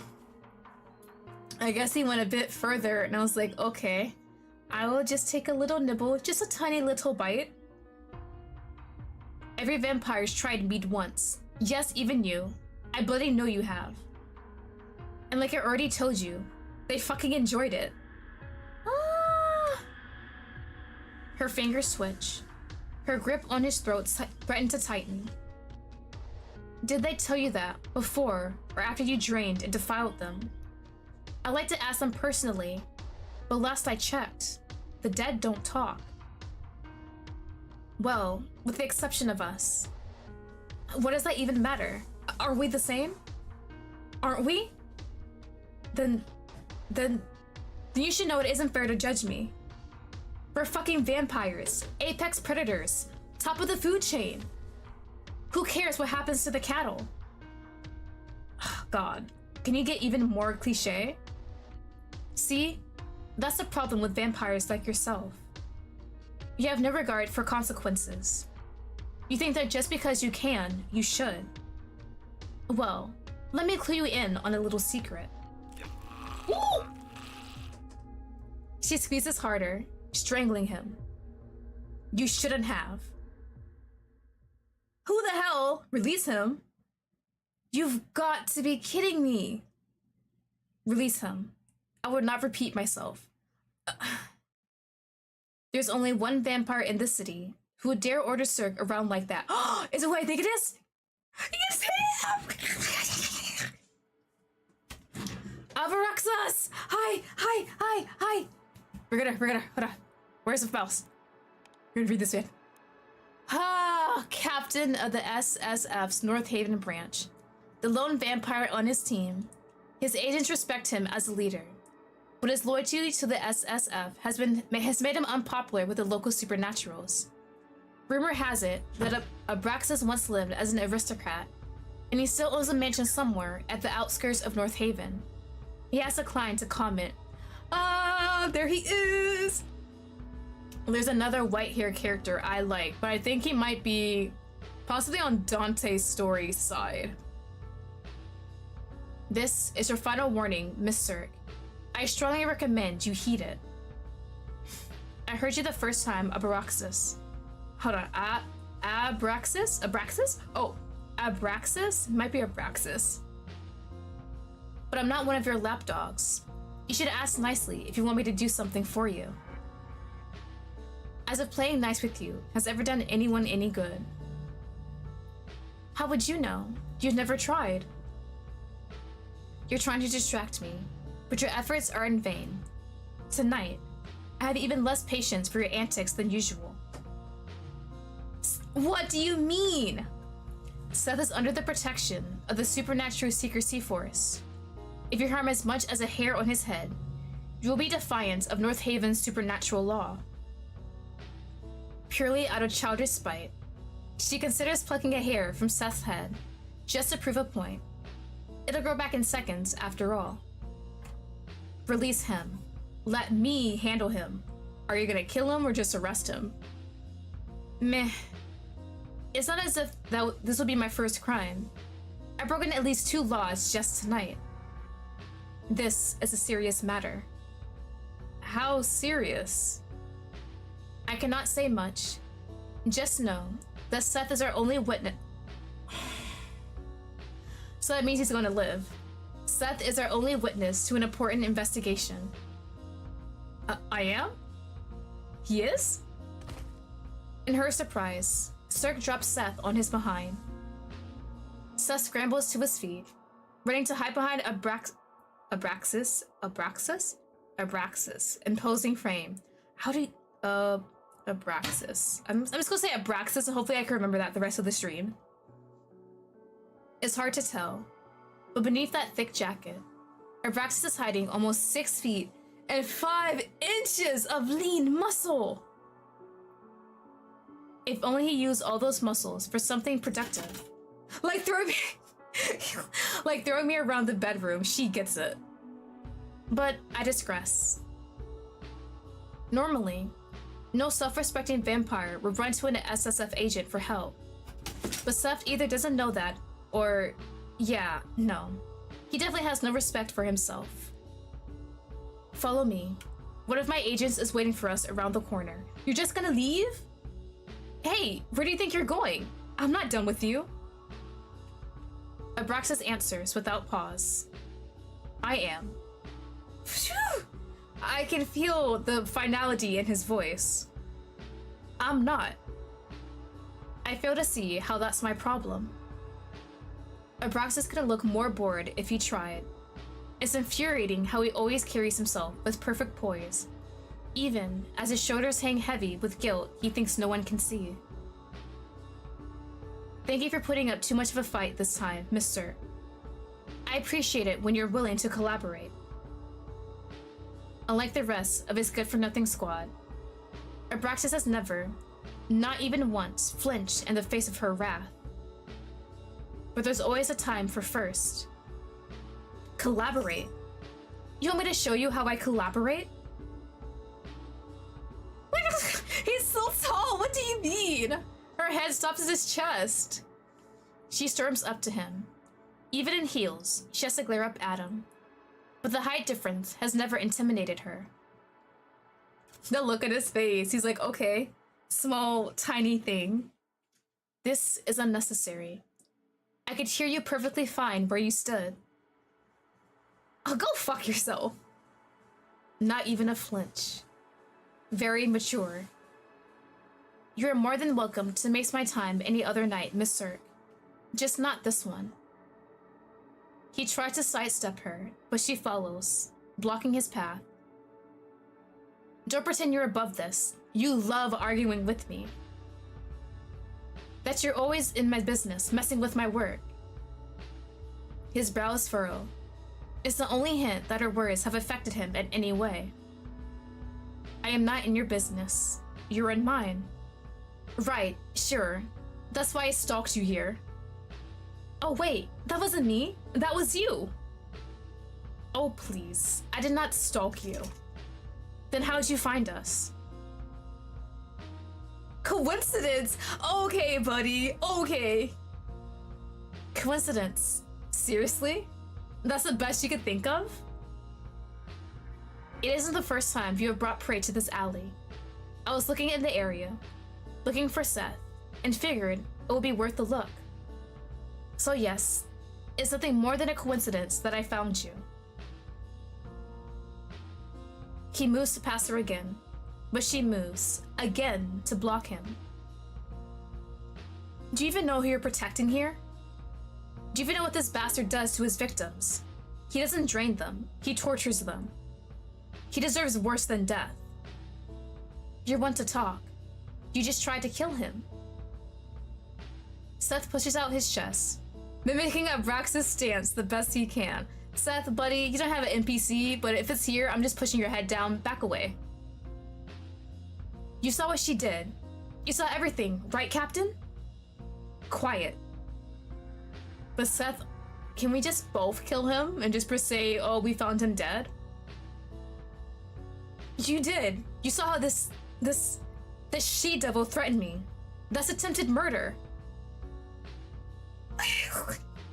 That is wild coming from him, who's saying that he's treating humans like cattle. What are you waiting for? Do your job and arrest her. Sir doesn't rise to her own defense. There's no need, because she sees Abraxas' response coming from a mile off. On what grounds? What? I just told you. She tried to murder me. That isn't something the SSF is concerned with. We cannot get involved every time there's a minor squabble between two supernaturals. Squabble? But... shut it. They trade a peeved glance at the unintentional coordination. After a stony stare, Abraxas is first to break the tense silence. You have no authority here, Miss Cert. Now go your way, and I'll go mine. The palm of his cold hands ghosting along the small of her back, gently pushing her aside. Then, he grabs Seth by the elbow to drag him to the mouth of the alley. Cirque follows, right at their heels. What happens to him after you get what you need? We'll follow protocol and release him, and I can kill him then, right?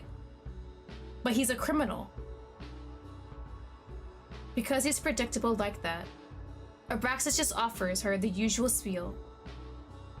The SSF is a counter-terrorism and intelligence agency. We investigate and neutralize supernatural threats for the greater good of society. We have neither the time nor a reason to chase down all the addicts, muggers, and vandals who haunt these streets. But even if I wanted to do something, we have no case against him. I cannot abuse the law by detaining him without proof of a crime. My word is your proof. Have I ever lied to you before? Many times. But I'm not lying this time. Hold on. I'll give him 1 sec. My kitty wants to leave the room. I'll be right back.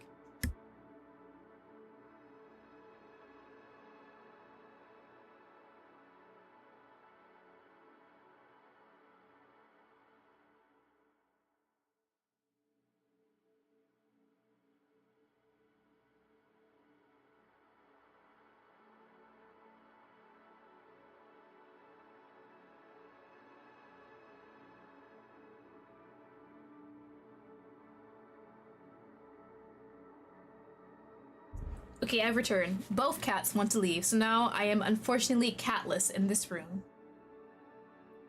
Abraxas pauses, turning to look at her. She meets his assessing stare with confidence.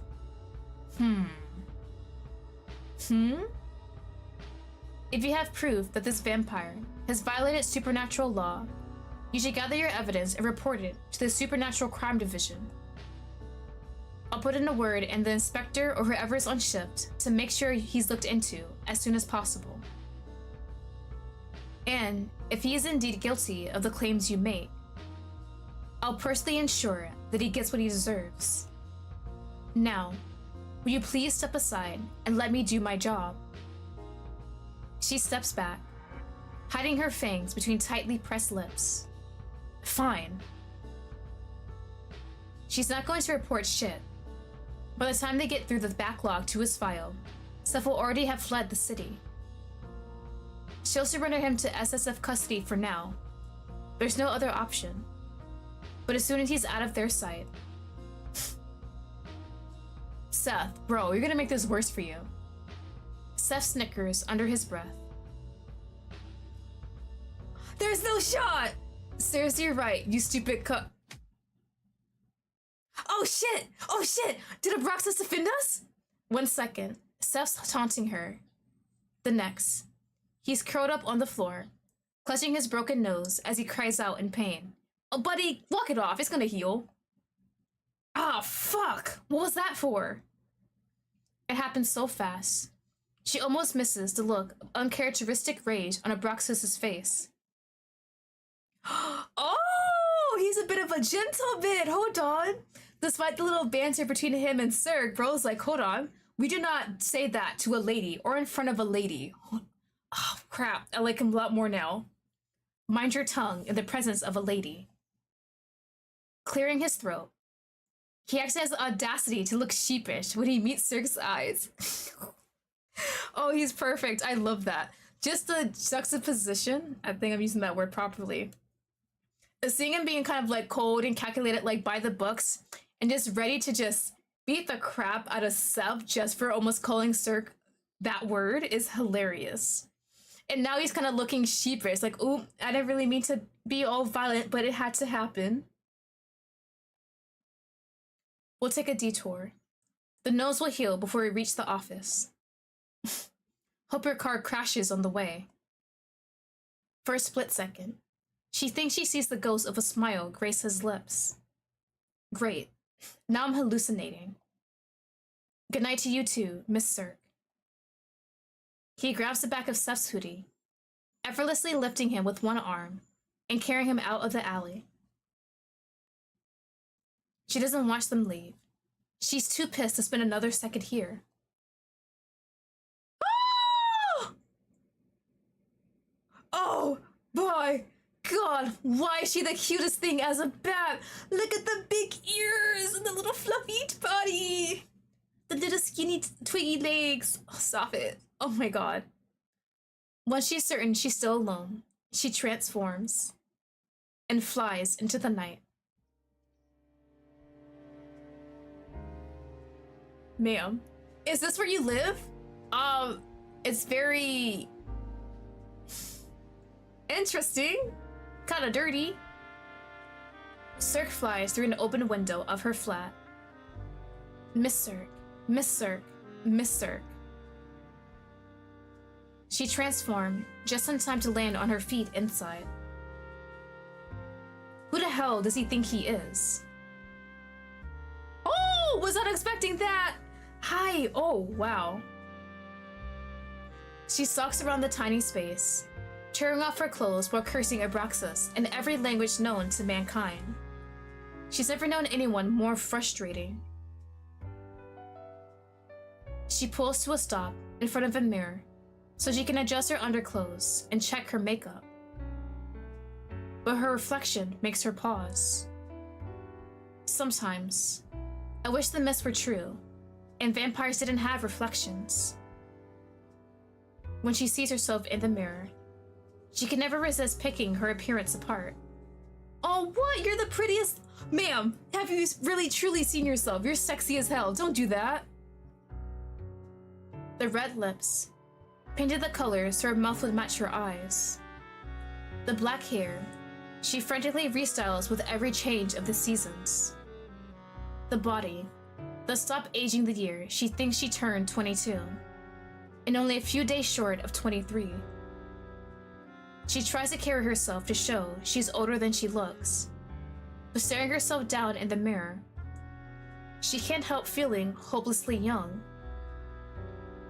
In the near 100 years of her existence, she's reinvented herself dozens of times. So, why do I still look so unlike the girl I used to be? 'Cause you still are! I wish I could forget her, but every time I see myself, there she is. At least she's beautiful, a small mercy. I'm too old to mope around like this. Sirk picks up her clothes back up, slipping them back on. It's embarrassing, really, letting Abraxas shake her confidence like this.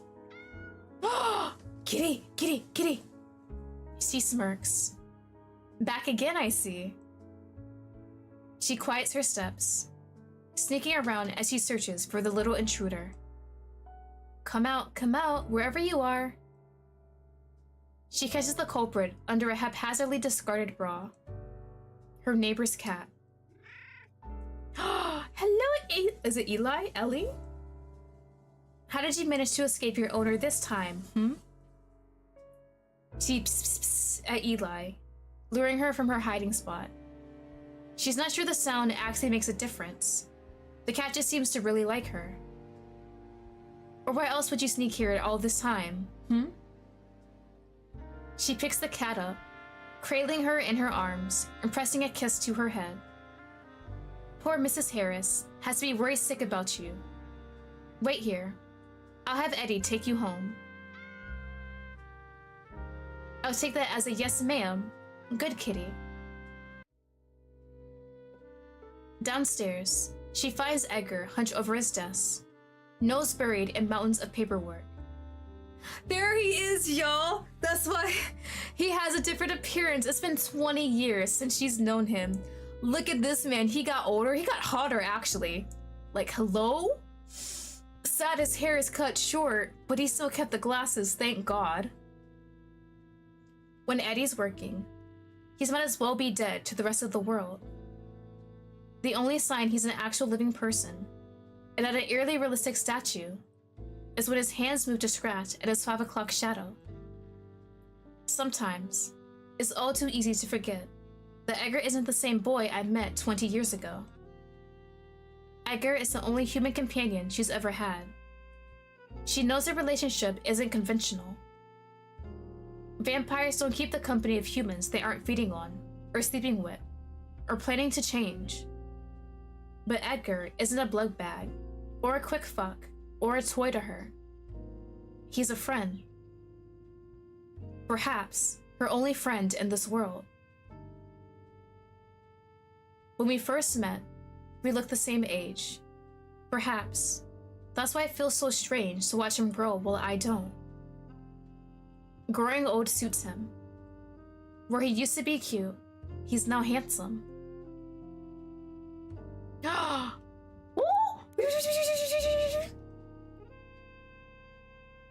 Come on. No hesitation. Sir crawls over the desk and into his lap. She buries her nose in his collar and inhales.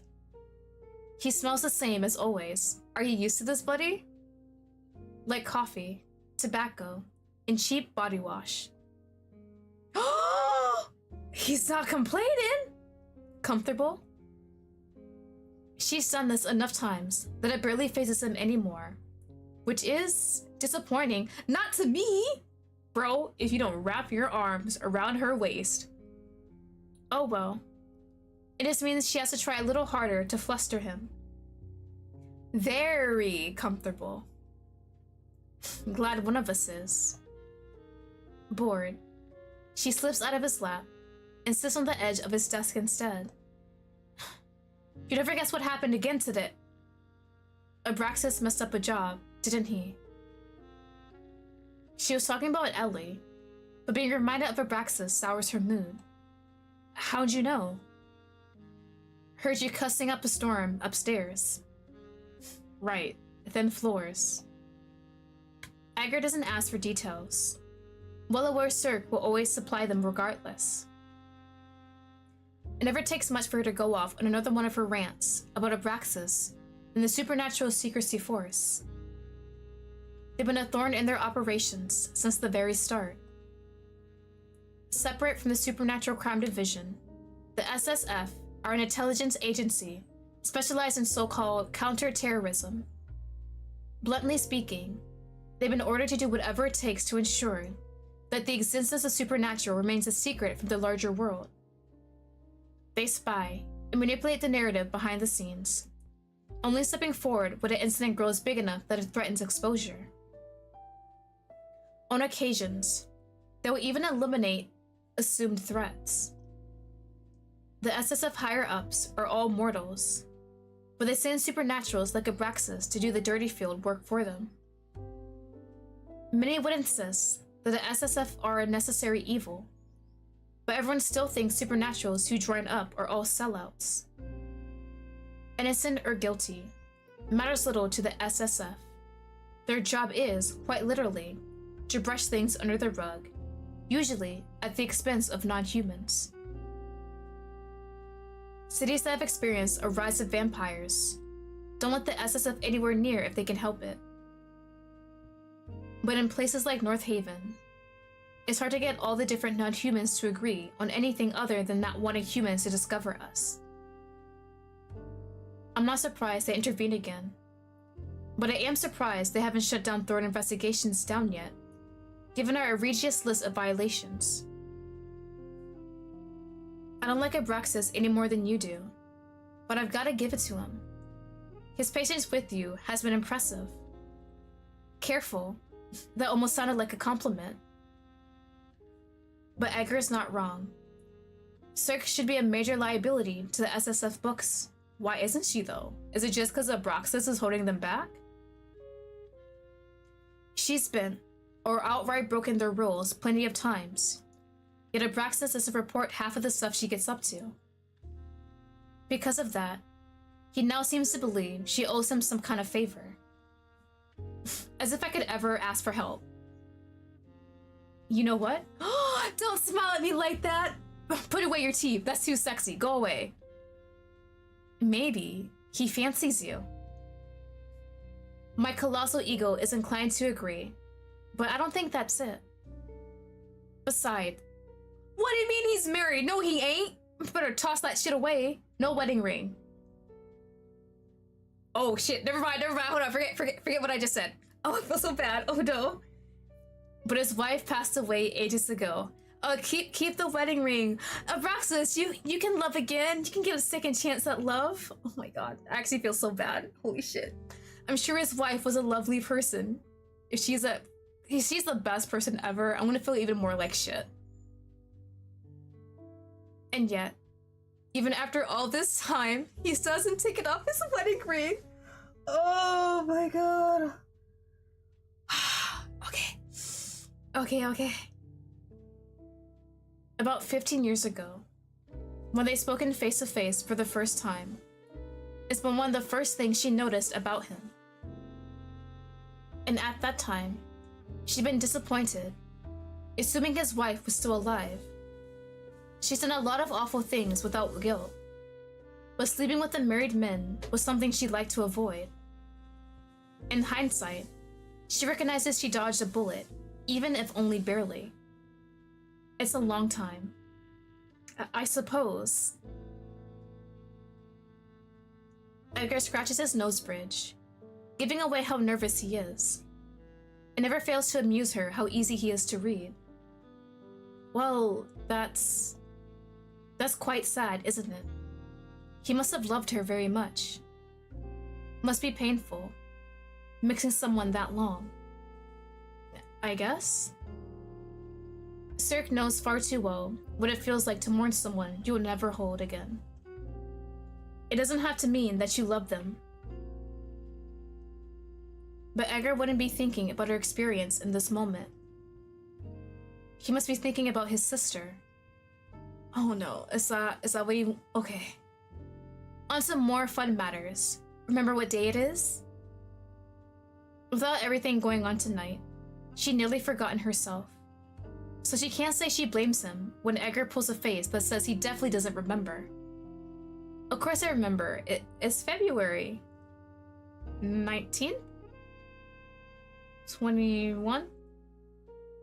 First of all, smart, buddy. How long have you been down here with these cases? Is it really? Can never tell when it's raining all year round anyway. Oh fine, I'll tell you. It's our anniversary. Our what?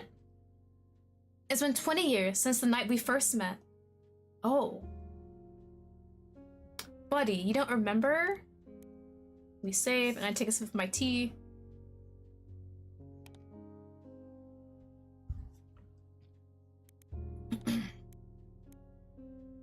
Joke about it, pretends to be annoyed.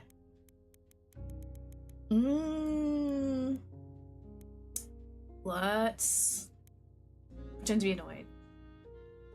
You don't value me at all. She slaps his arm. Not with any raw strength, obviously, or she'd break him. You weren't seriously expecting an anniversary gift, were you? What if I was? Then I warned you not to expect one for another 30th either. Oh, he's too sexy, stop it. 30 years working together in the same city. Will we get that far? Do I even want to? Edgar eyes her awkwardly. You're not actually upset, are you? No.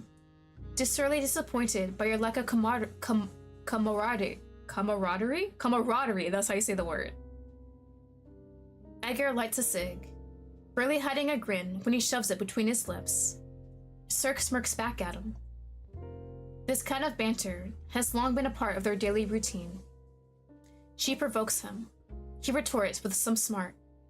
They laugh or roll their eyes, then rinse and repeat. It had taken a while to get here, of course.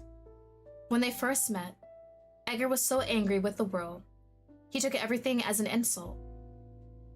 He mellowed out over the years, and gotten better at reserving his anger when it's actually warranted. Most of the time. I should let our client know that we didn't get the fangling. Blech.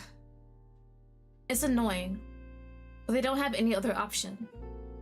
Their anonymous client was clear in their instructions. Seth must die tonight, or else no reward. With Seth in the SSS's custody, there's no way they can get to him before the sun's up. I just realized. Aw, man! We'll have to return the deposit, won't we? It's the right thing to do.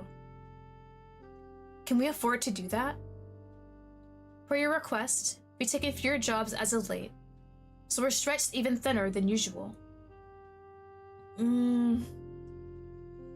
you want to feel more secure about keeping the lights on, you could take a few more cases. Or spend less on clothes. Why would I do either of those things when you're always working so hard to make sure we're a month ahead of rent? I only got so much hair, Cirque. And I've only got so many dresses. Edgar heaves a sigh. Thought you might say that. I'll just take it out of my own pay then. She nods, pleased with his quick thinking. Anyway, that can wait till tomorrow. Let's go to the Golden Cat and celebrate our 20th. You don't need to use our anniversary as an excuse. We go there every night. But tonight will be special. Drinks on me. Well, technically, it's a rapidly depleting business funds that will be paying, but the sentiment still stands. You sure know how to spoil a bat. So that's a yes. Yes, yes. Alright, just let me fetch my coat. What I feel like I'm forgetting something important. The kitty! Or not? They share a knowing look. Only know one person who knocks like that. You take it. But I always answer the door. Only because you're so good at it. Edgar puts out his cig and walks over to the door, opening it to reveal. Edgar, Cirque, thank goodness you're still here. Oh, she wants the kitty, doesn't she? Mrs. Harris, their next-door neighbor, rushes inside. She's a kind old woman who thankfully never complains about the suspicious people going in and out of the Thorne investigations at all hours. Helps that our eyesight isn't what it used to be. Same goes for the hearing, actually. Oh, I'm so sorry to bother you. I know you're busy, I know how busy you are, doing your detective work and saving the day and all that, but I can't find my baby anywhere. Her baby being her cat Eli. Is it Eli or Ellie? I think it's Ellie. I feel awful bringing this to you at this hour, but would you mind having a look for her? I couldn't sleep knowing she's somewhere out there, cold, alone, and lost. Shivering to death. My poor baby! Her wailing's loud enough to wake up the entire building.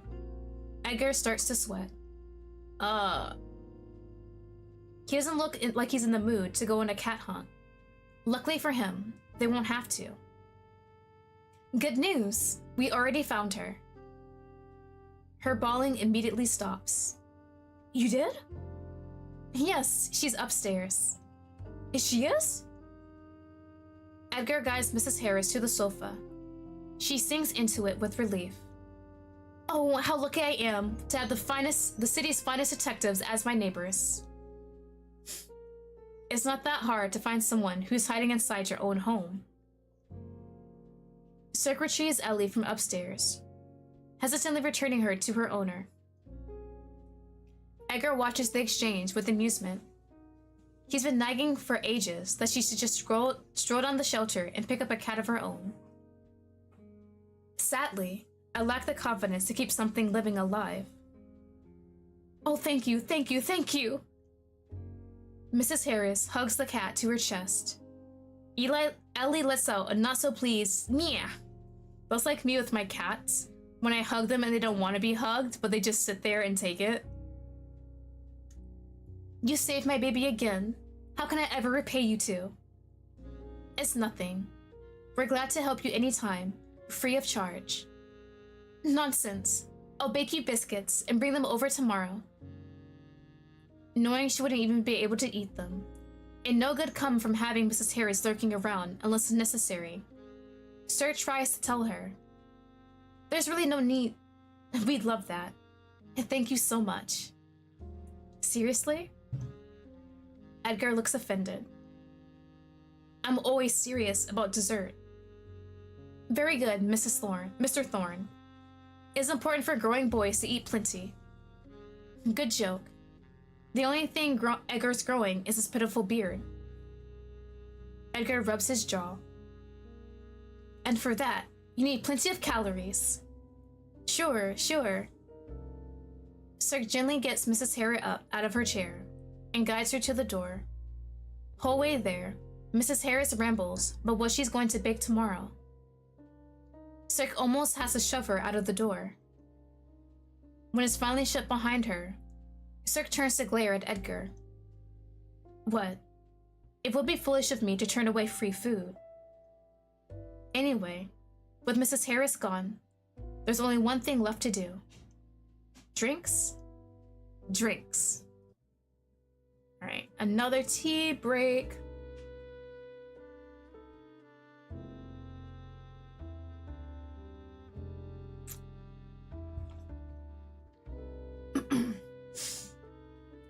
So, Cirque and Eddie, they've known each other for 20 years now. And I kind of like the little relationship. Like, he's used to her antics. It's like, yeah, that's just Cirque doing what Cirque does. I'll just ignore her or act normal, and then she'll get annoyed and just stop what she's doing. And it seems like their little private investigation business is not doing the best. They are kind of strapped for cash. They gotta pay for rent, like food, all that stuff. And Cirque's dress buying addiction, I guess. Eddie said that Cirque is taking on less and less cases, and I'm wondering why, when they are shot for cash, they have to return the deposit from this case right now. So, is it just she's tired of being an investigator? Does she find it boring? Does she just want more time to herself? We're not too sure. But hopefully we get to figure that out later. The Golden Cat is almost the polar opposite of Elysium. All supernaturals, even a few humans who are in the know, come here. As long as you keep your fangs, claws, wands, and whatever you got to yourself, you're welcome to pop in for a drink. Entering the pub, Cirque's eyes immediately hone in on one guest in particular. Oh look, it's your little friend. That's one of the other guys! Raoul, a local cop with muscles that aren't just for show. He's seated near the bar, nursing a beer in one hand. Don't call him that. The way you phrase it makes it sound indecent. But he is your friend. Last I checked, your only friend. Don't make him seem lonely. I have other friends. There's Richard, back in my hometown, though I haven't spoken to that prat in some time. I even thought about him in a... Eddie, you made yourself sound sadder. And, there's you. We're friends, aren't... There is the blush! He kept the blush! We're friends, aren't we? Oh. Of course. Embarrassed by how much his words mean to her, Cirque's quick to change the subject. Thankfully, Edgar doesn't seem to mind, looking more than a little flustered himself. By the way, Royal's like, gay, right? What makes you say that? He never responds to any of my flirting. Perhaps he's just not into you. He just might be into Dante instead. No, he's definitely gay. Is that confirmation that Raul's gay? She only flirts with Raul to mess with Edgar. But it still surprises her Edgar hasn't noticed his friend's not— It's confirmed he's gay? Is he really so oblivious? Or is Raul just that private? Maybe it's easier for her to tell, because she also enjoys the company of her own sex. Wait. You've been flirting with him? That's what he was mulling over? They walk up to Raul. Edgar greets him first. Evening, Raul. That's how you say it, right? Evening, Raul. Did you get off work early tonight? Edgar and Raul have an interesting friendship, if you can call it that. They meet up every few weeks, but it's never a planned thing. They'll just sit to each other and chat over a few drinks, bonding over being humans in a world of supernaturals or whatever. Oh, hello, Edgar. Unfortunately, I'm technically still on the clock. Good to see you too. Nah, his facial expression changed as soon as he saw her. Have you been well? Raul nods to Cirque, acknowledging her too. He's smiling, but she can tell it's out of politeness. But she can't tell if it's out of politeness or if he's genuinely happy to see her. No, that is a slight grimace, like, oh, yeah, she's also here too. Sure. But what about you? Are you here on official business? Anything we should look out for? Well, she takes a look around. Where's your pup, by the way? Rare to see you without him. Brilliant moment after he's mentioned. Cirque watches Dante, Royal's police partner, I like how we actually get to see them together. Speak of the devil. Or werewolf, I guess, if we're being technical. Dante looks a little out of sorts, hair sticking up even more than usual. He notices them immediately, but doesn't even spare them as much as a grunt of acknowledgement. Rubbing his arm, he instead stops at the other side of the bar to order a beer. I always thought of him as a loose cannon, waiting to burst, but he looks especially on edge tonight. Something's rattled him. Then again, Dante's never behaved the way you would expect an officer to. Perhaps that's why I mind him less. Is he avoiding us? I think he can hear you. Yes, that was the point. She raises her voice. Perfect timing, Dante. We're just talking about you. What? No, we weren't. You do realize that when you say it like that, you only sound more suspicious. Cirque. Royal rests his chin on his palm, watching the scene with a little too much amusement for her liking. For some reason, Dante seriously freaks Edgar out. Now, this shouldn't be so surprising, because Edgar's been easily scared as long as Cirque's known him. However, he's especially intimidated by Dante. Hi, Dante, hi! Ah, the top, the tummy, hi, buddy. You're hot as hell, I love you. To his defense, Dante does look like he'd punch your lights out if you look at him the wrong way on the wrong day. But you have to be pretty stupid to try something on Eddie while I'm around. In the meantime, Dante has picked up his beer and walked over. He offers a nonchalant wave with his free hand, which is probably as good of a greeting as they'll get from him. Did you forget to brush your hair this morning? Or did you run into trouble on your way here? If anyone's picking on you, you can always let me know. I don't like animal abuse. Ah, yeah. Do you have a problem with him too? Just ran into Abraxas. Seen him recently? Being reminded of Abraxas's existence again sets a frown on her face. Not really. When Dante smirks, Cirque knows he's gotten exactly what he wanted by bringing up Abraxas. I heard he and his agents were snooping around the museum that exploded, interviewing potential witnesses. A museum? An explosion? Could that be related to why Abraxas needed Seth? Guess I'll be wandering all around the city till that's sorted out, keeping an eye on things. Ugh. If you haven't run into him yet, I'm sure you will. A lot. That smirk is sexy as hell, though. His smugness shifts to curiosity. Heard anything about that, though? Not sure what you're asking me for. I haven't got a clue what they're up to. And speaking from experience, it's best if it stays that way. Actually, why do you care? Aren't the SSF and the police supposed to stay out of each other's business as much as they can? Unless it's related to whatever the two of you are working on. Royal wouldn't tell us anything, but maybe you will.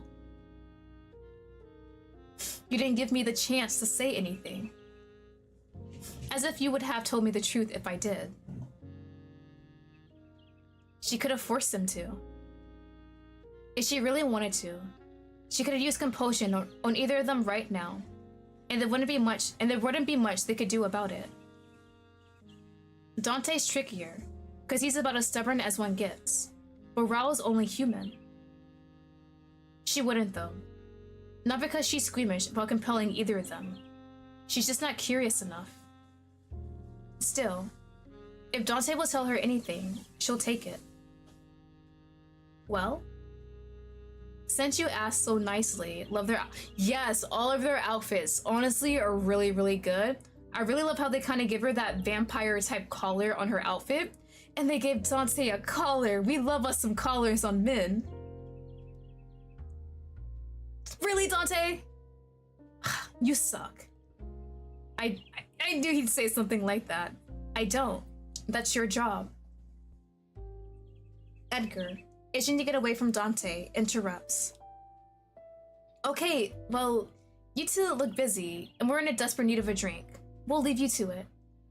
But, come on, sir. You've bothered them enough for tonight.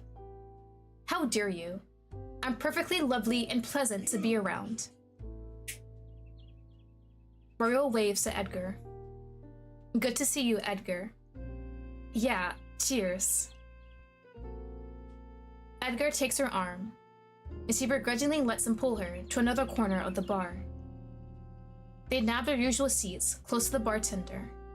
When they drink a lot, so it's good to have easy access.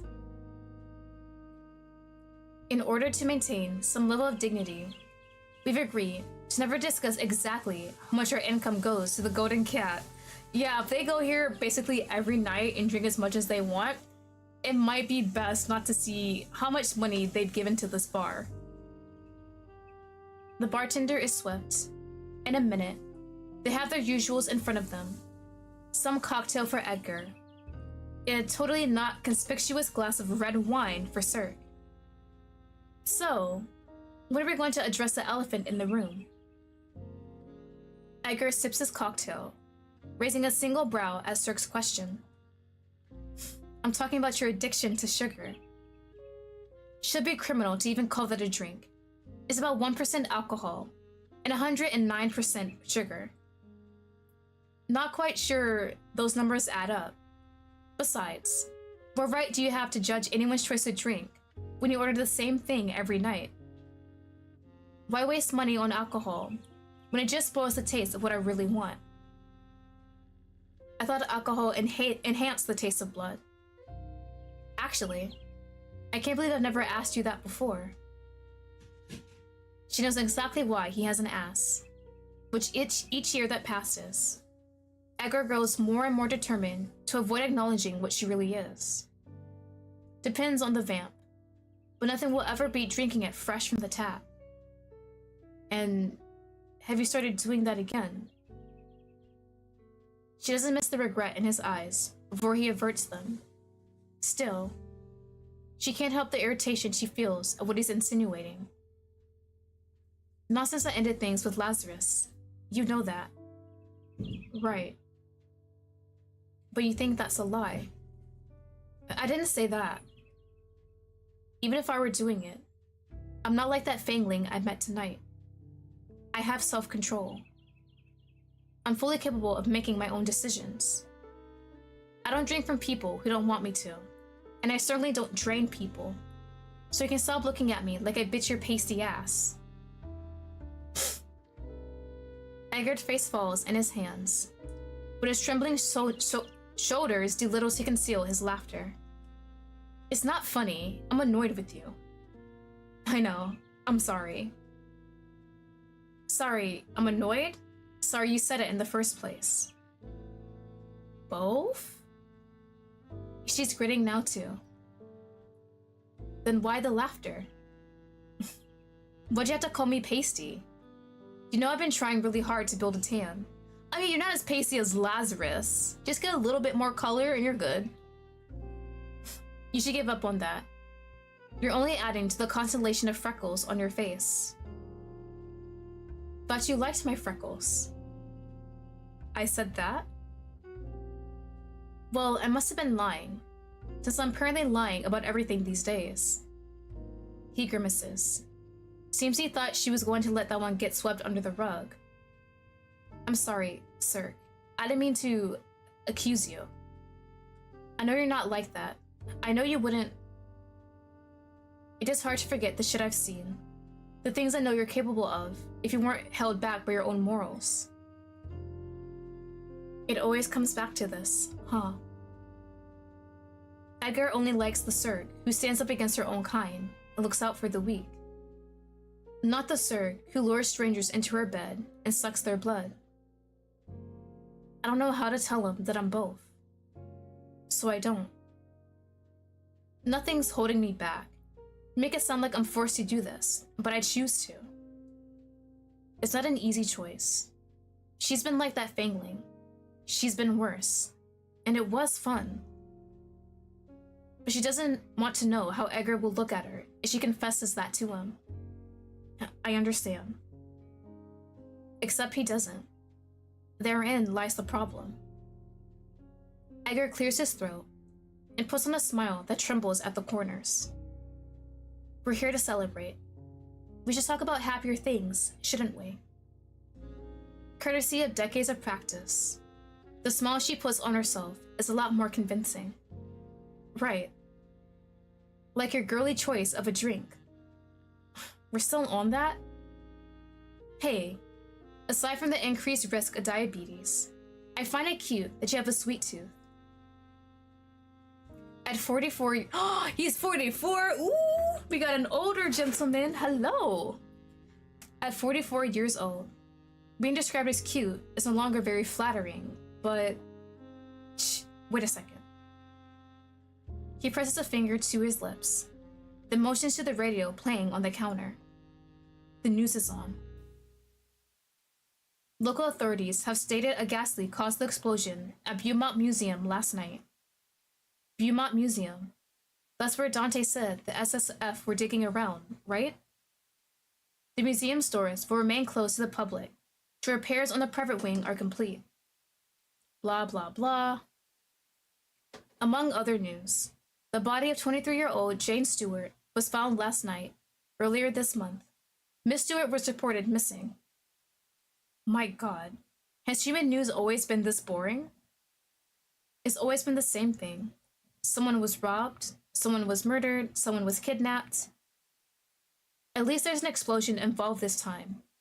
What's the aftermath? The next day, there's something else. Nothing worse, but nothing better either. You don't have to listen to the news to know how terrible the world can be. Just step outside. Ever been? Edgar and Cirque look up at the bartender. What? To Beaumont Museum? Is owned by one of the greatest wizards of our time. Bernard Beaumont. Never heard of him. What makes him so great? Maybe many things. For starters, Cirque doesn't bother to listen, focusing on twirling her drink around in her glass. But Edgar nods along, genuinely interested for whatever reason. Anyway, he has to be ancient by now. He retired from the public eyes decades ago. If he's even still alive, it wouldn't surprise me if he didn't know what's happening to his family's museum. Maybe we should set it on fire again, and make sure he gets the memo this time. You wouldn't actually, would you? Want to find out? You have an annoying habit of doing the opposite of what I ask you, so no comment. The bartender leaves to serve another customer. Edgar starts patting his pockets. Bollocks, I'm out. Cigarettes? Don't hold yourself back on my account. The corner shop should still be open. Sure you don't mind me leaving you alone? He's already climbed to his feet. I think I'll live, or at least not die. Again. I'll be back in no time. And he's gone. Sugar, coffee, cigs. Humans sure have a lot of stupid vices. She stares down at her drink. Not that mine are any better. She sips slowly, letting her eyes roam the room. She's not sure where the composure comes from. It's not as if she'll discover anything new. It's always the same old faces. No. Wait. She's definitely new. Who are you, ma'am? Cirque meets eyes with a woman at the far end of the pub. Beauty is no stranger to Cirque. She's seen it in many faces, many bodies, and even a few hearts. But this woman isn't just beautiful. She's... The woman smiles. Ooh, did we smile back? We smile back, right? Just like a polite smile, like, hi, how are you? Yep. Cirque returns the smile, but looks back down at her drink just as quickly. Not looking to hook up with anyone tonight. Although, that's a bit presumptuous of her. Maybe the woman was just being nice. Not really looking for nice either. Wait. Cirque's head snaps up, but the woman is already gone. Nowhere to be seen. Only in her absence, does Cirque realize that she couldn't detect what the woman was. Ooh. Save. I'm interested. So she couldn't detect what supernatural she was, or even human. I want to speak to her.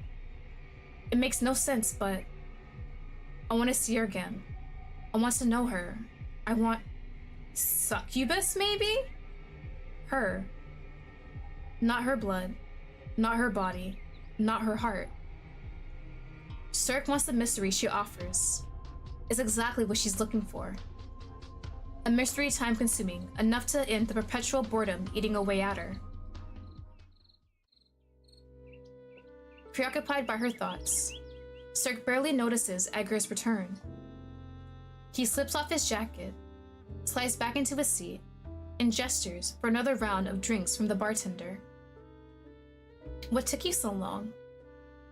Ran into some trouble?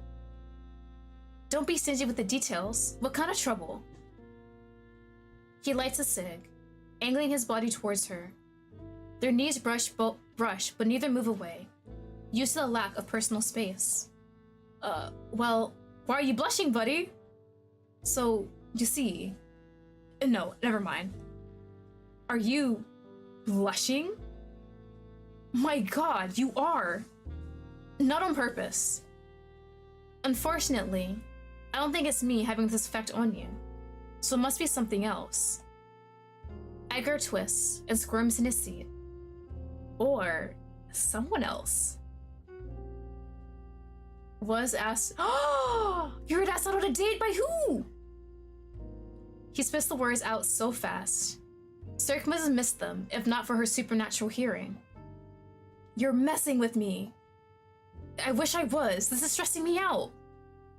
Wait, you said yes? Well, what? Obviously I said no.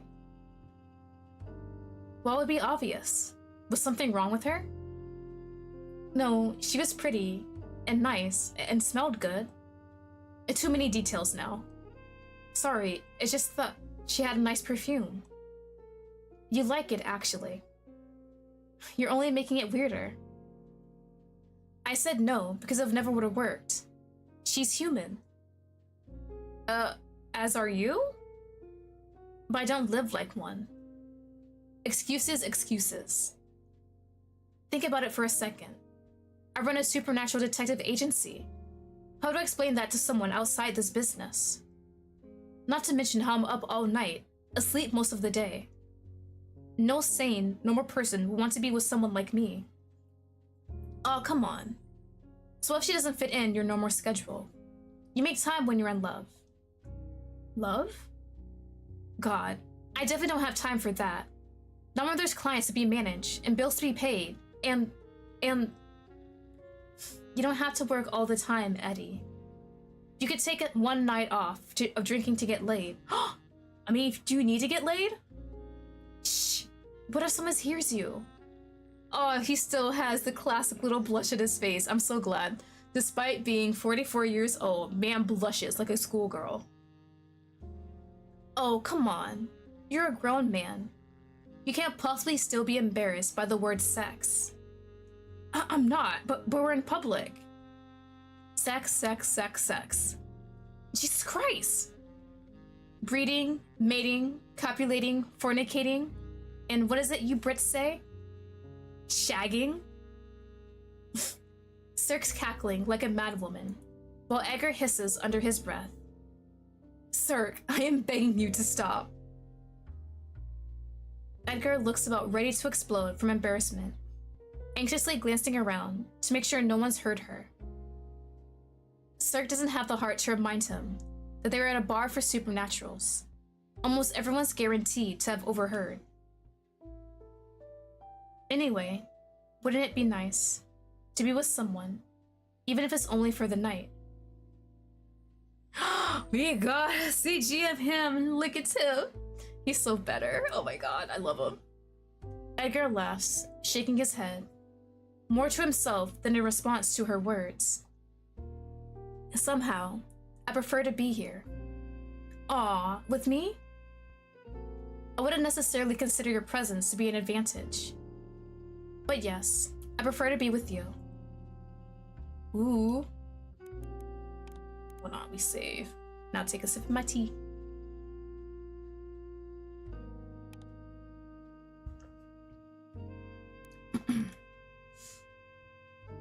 Cirque brings her lips hiding her smile. It's a good thing he said no. It's a shame he said no. Aw, maybe it's a good thing? We want him to ourselves? It's selfish. But Cirque's pleased he reject the stranger.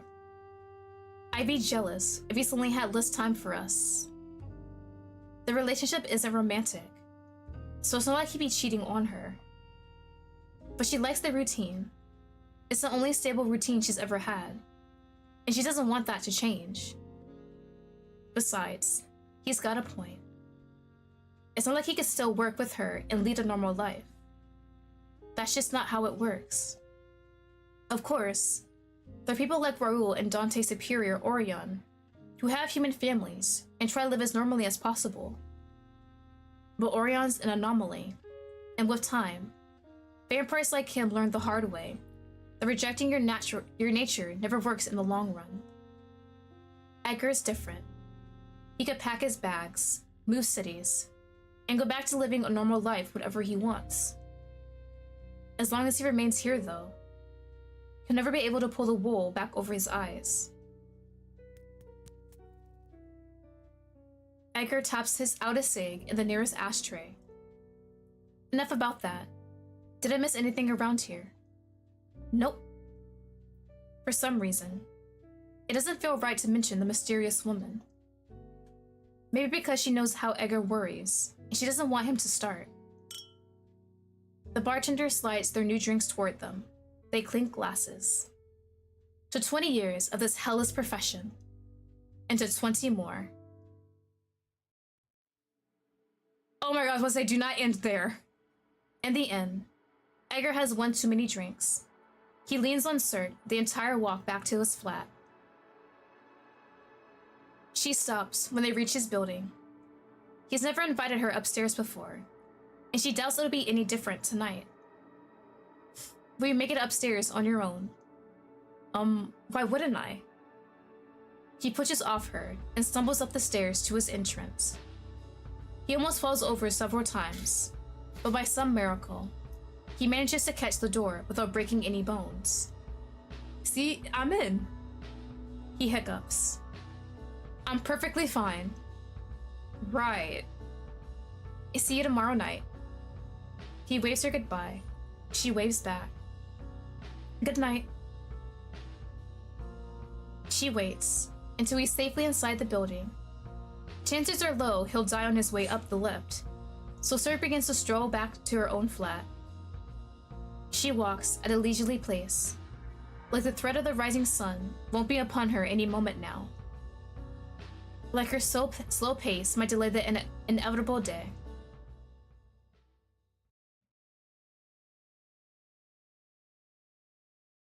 Surt strips down to her underwear. Her one-bedroom flat has no bed, only a sofa, so that's where she lies down. Outside, the sun slowly rises, and the world Surt will never get to be a part of again wakes up. She stares at the ceiling, trying not to think about the growing resentment she feels every time she has to hide away from the sun. I didn't always hate daytime. When her common sense returned after her failing year, Surt found that the day offered endless opportunities for self-improvement. She read novels. She meditated. She brushed up on her history, learned martial arts, studied different languages, read some more. Slept with all kinds of people, men, women, people who didn't identify as either. Half of the time, she didn't even feed on them. She liked to cuddle in bed afterwards, basking in their heat. When films became a thing, she found herself obsessed with cinema, lived hundreds of different lives through the stories of others. But like everything else, it soon got dull, hiding herself in escapism to distract herself from her own thoughts. Lately, she can't be bothered to do much of anything anymore. Is this all there is to eternity? An endless cycle of wanting and no longer wanting. Forever falling in and out of love with what once meant the world to you. If that woman pops up, I'm saying succubus. She might be a succubus. If she shuts her eyes. If she pretends hard enough. She can almost imagine she's dreaming. What do her dreams bring to her today? Oh! We're gonna do Abraxas. I want me some Abraxas, please. Hi! Ah, yes, girl, he's hot, right? Just picturing that self-righteous face of his irritates her. Nope. Not even worth— No, I said him, so you stick to him. What do you mean? Oh my god, she actually said nah. Okay, Edgar? Eddie's funny when he's drunk. Though most of his nights end up at the Golden Cat, Edgar rarely drinks enough to get wasted. His love of tobacco might send him to an early grave, but at least alcohol poisoning won't. A small comfort. It's gonna be the woman, right? Is she— Who was she? More importantly, what was she? Every person has a distinct aura. Some call it life force, some call it the soul. Whatever you call it, everyone has it.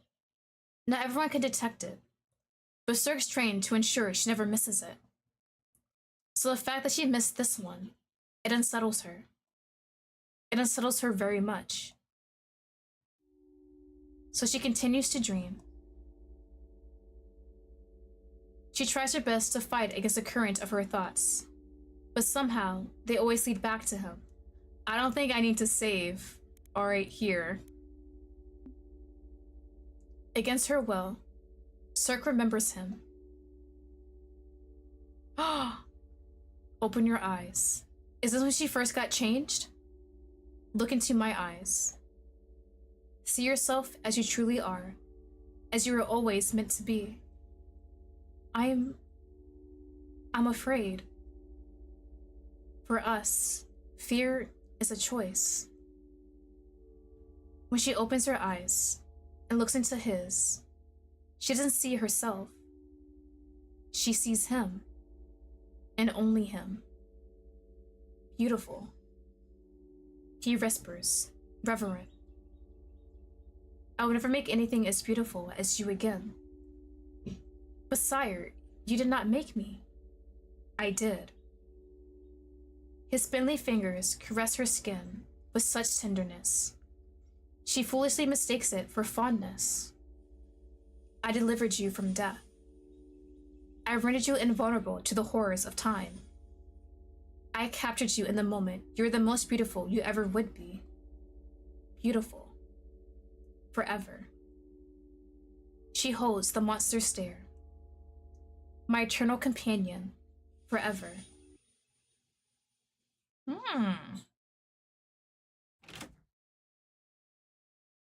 The sun has set again. Berserk only snaps out of her daydreams when she hears the balcony door open. She doesn't have to get up to guess who's broken into her flat. She recognized those steps anywhere. Who is it? What do you mean? He's broken into her place before. I'm sorry? Just dropping that nugget of information in my lap? Make out, please, please, please, please, please, please, please. I'm begging you. Let's just have a make out session, just a quick one. You better have a good reason for this, Abraxas. Abraxas? Abrax? She stands up to glare at him. His eyes linger on her lack of attire, for no longer than what is polite. I apologize for the impromptu visit, but it could not wait. Ooh, hold on, we're gonna... You always see...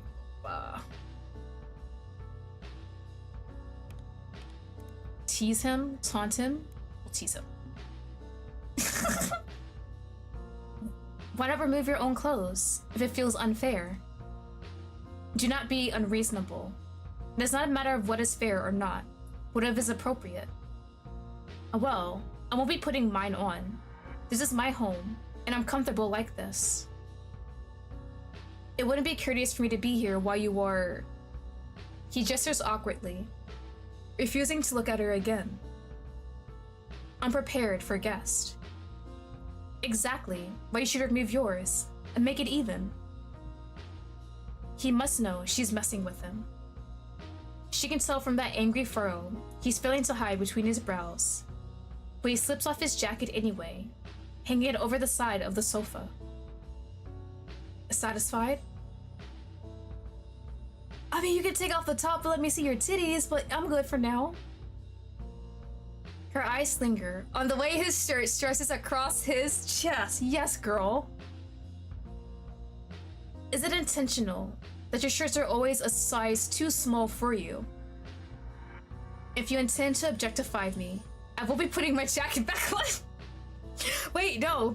If I objectify you in my mind, is that fine? That's perfect, right? You don't get to hear it, but maybe you know what's happening? She sighs dramatically. Never any fun, are you? As a vamp, shouldn't you know better than to enter a stranger's home without invitation? We are not strangers. Well, we're not friends either. Acquaintances?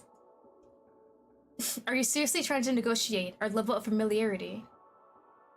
He eyes the balcony he just sneaked in through. I didn't mean to cause you any distress. but I had to make sure no one would know I was here. And he felt that creeping in through the balcony was the most discreet way to accomplish that. I was not creeping. He actually looks offended by that. Really? His eyes sweep down her body again. He clears his throat, pretends to be distracted by the posters lining her wall. I believe this is my first time seeing your flat. Do you watch a lot of films? Explain why you broke into my damn flat. Sneaked in. Don't be childish. It's not cute when you're like 200 years old. It's about the case that Seth was witness to. Did you release him already? Of course. We had no reason to hold him after questioning. No reason? I gave you a reason. Yes. I put in word in with the SCD to look into him sooner than later. They mentioned that I didn't receive any reports from you, however. Oops, my bad. I didn't think it would actually work out. I did not come here to talk about Seth. I need a favor. Will you do it? The request surprises her. She studies his face, waiting for the punchline. Well, will you? I can't believe my ears. The Great Abraxas is asking for my help. Really? Do not make me repeat myself. It was difficult enough the first time. Even if she finds it hard to believe, Abraxas is definitely telling the truth. He barely even relies on his own agents. So for him to come to her, of all people, for help, it means he needs something badly enough to swallow his pride. I never expected to see the night. She's already set on not doing it, because why would she in her right mind ever help Abraxas? But that doesn't mean she's not curious. You're gonna have to share more details before I decide. Have you heard of the incident at the Beaumont Museum? In passing? This must never become public knowledge, but the gas leak was a cover-up coordinated by us at the SSF. Wow! Who could have ever imagined? Magic triggered the explosion. The burst of energy was so powerful that, should our culprit have wished to, they could have destroyed far more than a single wing. At worst, I fear they may even be able to burn down half of North Haven. My agents and I have determined it cannot be a mere incident. This was an intentional attack. I see. Unfortunately, it gets worse. The wing that was destroyed harbored several magical artifacts, one of which is now missing. You should be grateful. They could have stolen all of them. I sent my team to clean up the scene and deal with any witnesses. That's when they found the initials JM spray painted on a wall. Whatever this JM is, there's our only lead. Couldn't you trace the magic from the explosion? Cirque knows for a fact that the SSF branch North Haven has a very talented witch in their ranks. She even happens to be Abraxas' second in command. We suspect it was caused by the artifact itself, which didn't leave any residue from the user behind. Okay, but why do you want me involved? The SSF regularly collaborates with the supernatural police, but that's it. They never work with Thorn investigations. And while Cirque's not opposed to a challenge, she's no witch hunter. She knows vampires, she knows werewolves, she knows demons, but messing with the wrong wizard can have deadly consequences. It's common sense to not get involved in their affairs. We were going to launch a full investigation into JM, when we were explicitly told by the people higher up the ladder to drop the case. Apparently, an outsider is being sent from elsewhere to continue the investigation. I take it that's unusual? Not necessarily. There have been cases where we've collaborated with external parties, but the key word there is collaboration.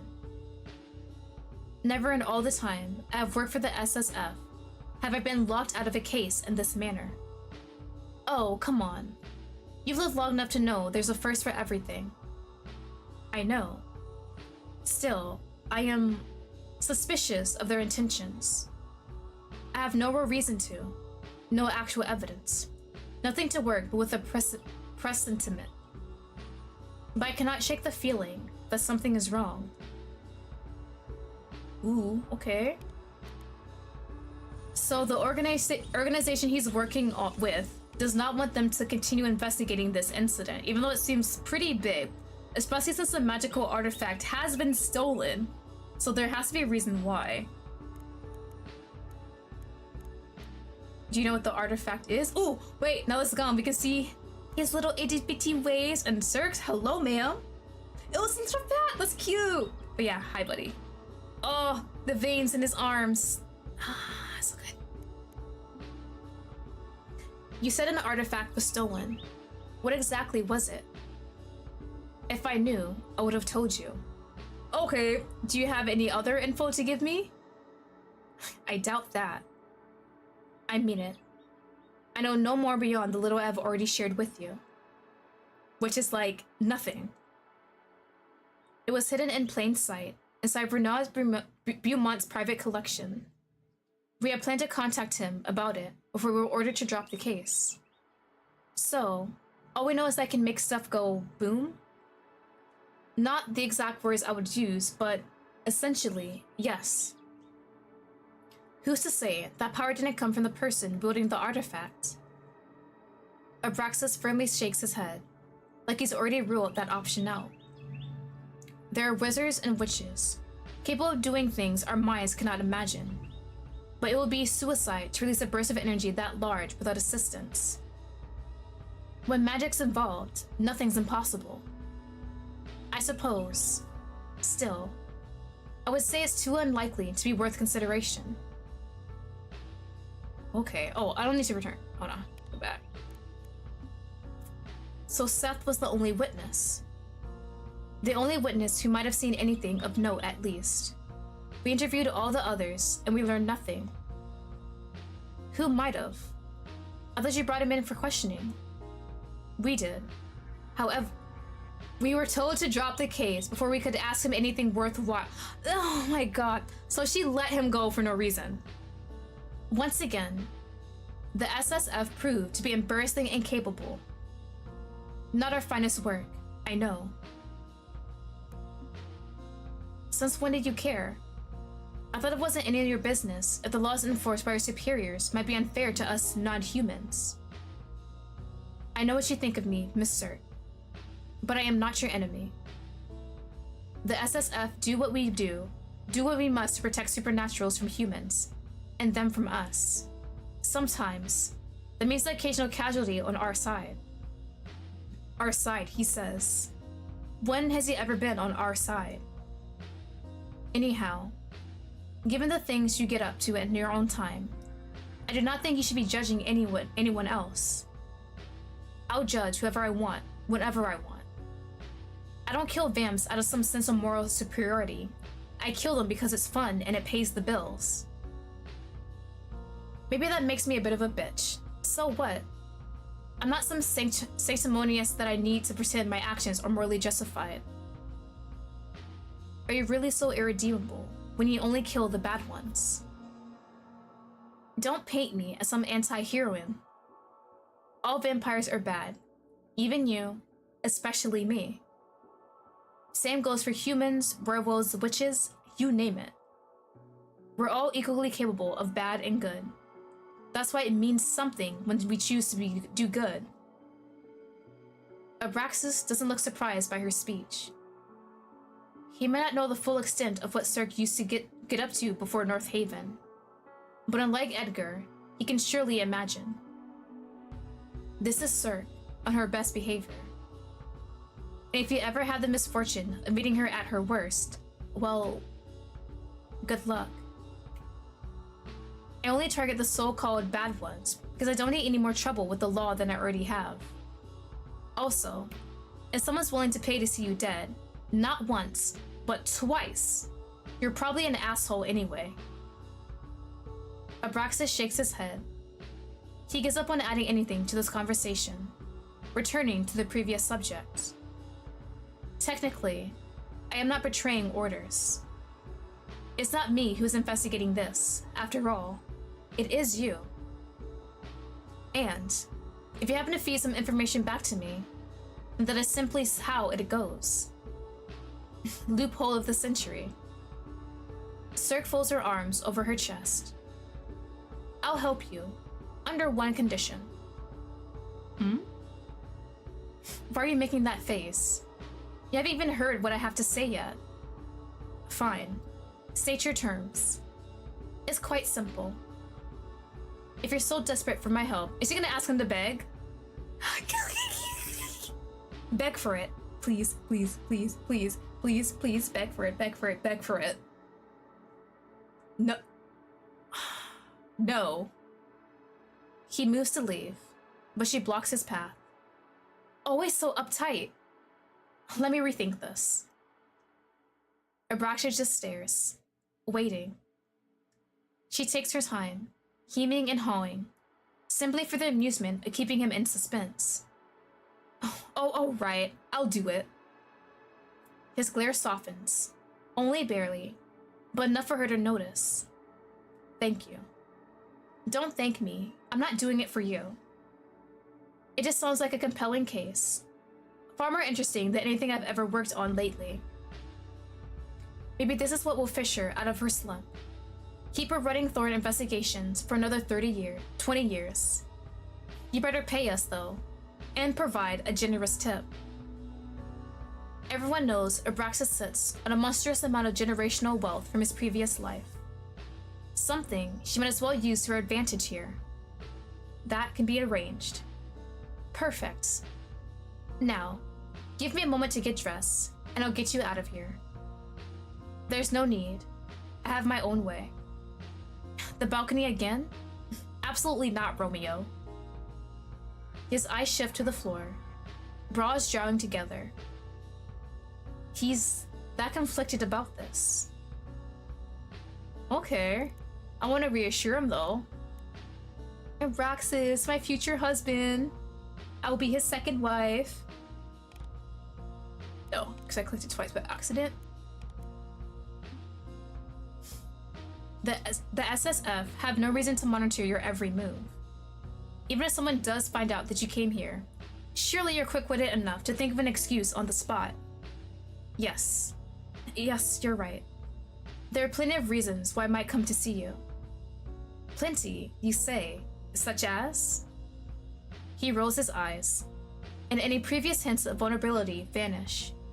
Never mind that. Get dressed. I do not have all night, and neither do you.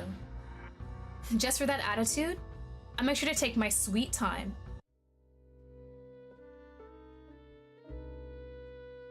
Cirque leads Abraxas downstairs, so he can leave through the front door like a normal person.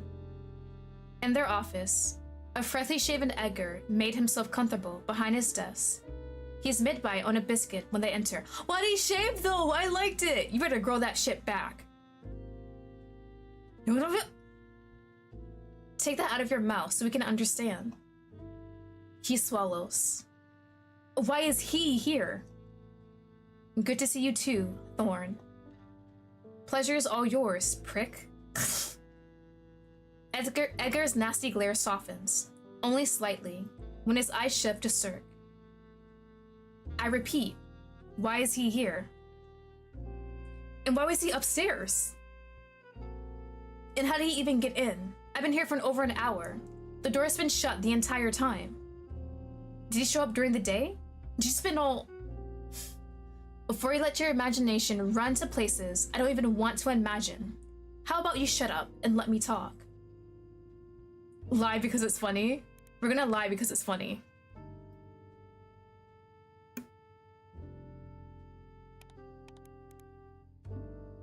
You're right. He did spend the day. He did what? I didn't. Abraxas looks at Edgar. I didn't. Denying it twice makes you sound totally guilty. But you know it isn't. We actually get some emotion out of him? Why? Must you always make up nonsense? As if I believe that anyway. Neither of you can stand each other for that long. Now tell me the truth. What's he doing here? I'm sitting right here, Thorn. You could simply ask me.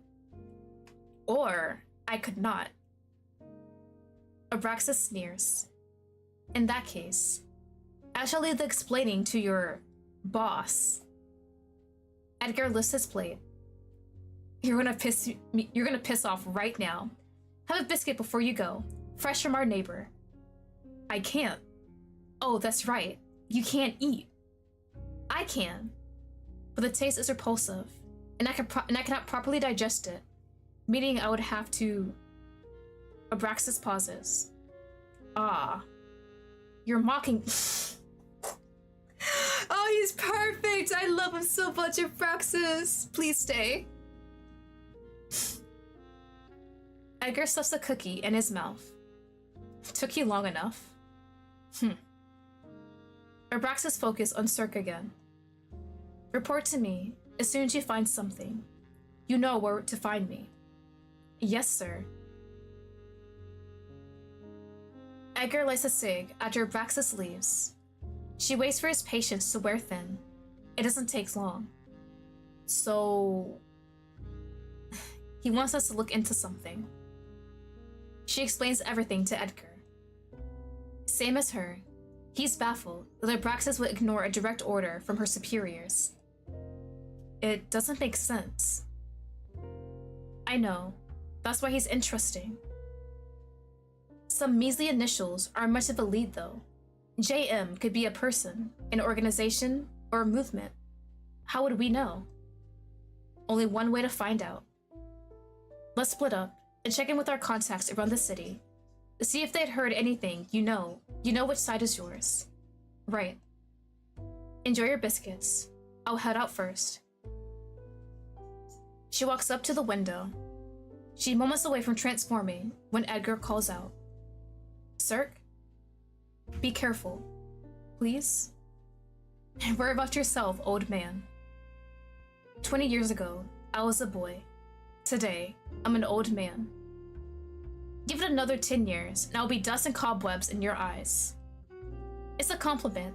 I like older men. It's not a compliment. You have extremely questionable taste. Don't downplay your sex appeal. Your creaky knees and back issues especially are oh so attractive. Enough. Don't you have somewhere to be? Try not to miss me too much. Cirque transforms, circling Edgar once, where she flies out the window and into the night.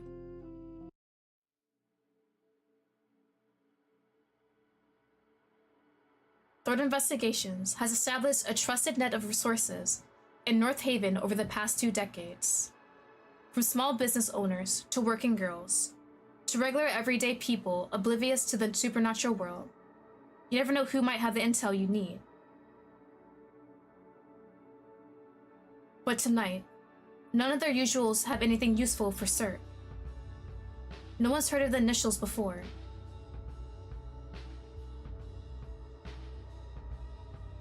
For her last talk, Cirque catches Nisha away from Elysium on her smoke break. Long time no see, Cirque.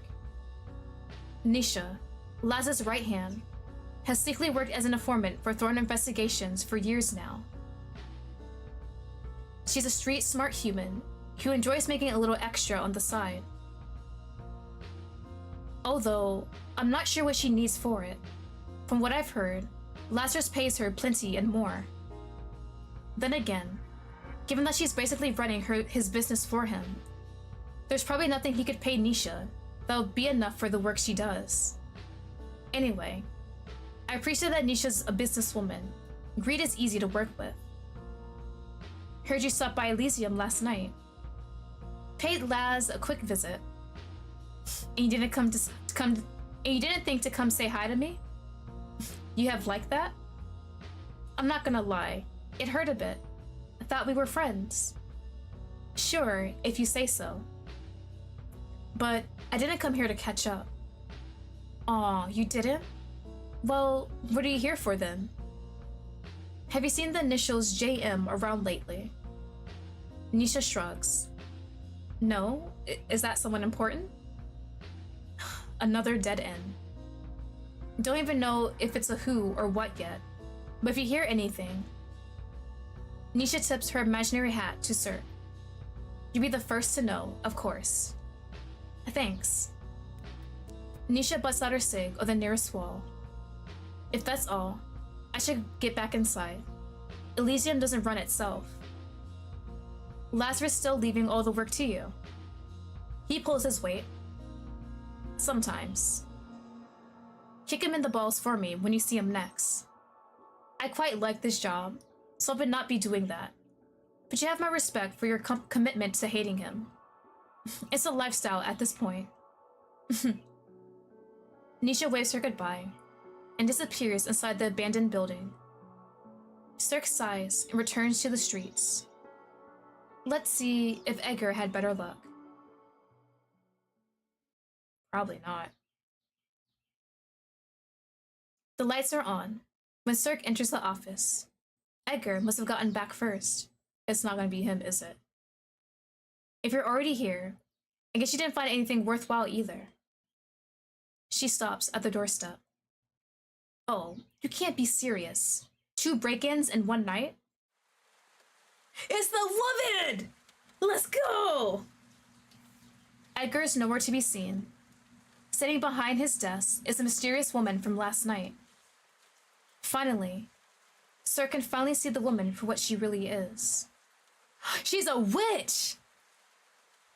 A very powerful one, if she's able to conceal her magic like that. There you are. I've been waiting for you. Her eyes leave the streets outside to meet Cirque's gaze. They stare at each other for a long beat, neither willing to break eye contact or begin the conversation.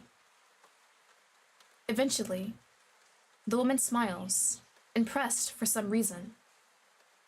You have a spine, a quality I respect. Oxan's one is not mistaken as a suitable replacement for competence. As you are doing right now.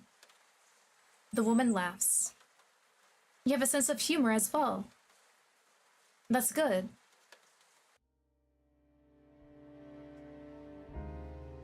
When Cirque still doesn't move, the woman pushes away from the wall to stand up straight. She's tall, in the same way models are. It should be pointless, ridiculous, inappropriate thought to have in this moment. And yet, Cirque can't help but feel that there's something unnatural about how bewitching the woman before her is. Apologies and introductions are in order. Which would you prefer to hear first? You choose. Oh, well, if you insist. My name is Nocturne. I am not a local, but perhaps my accent gave that away easily. Amongst the many strange circumstances of this situation, Cirque barely noticed the subtle French accent.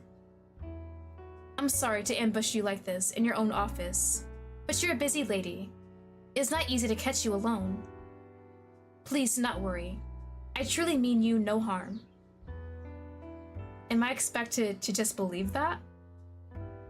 Apparently so, because Nocturne continues talking like nothing's out of the ordinary. It really is a pleasure to meet you, Cirque. Okay. I mean, not the worst introduction.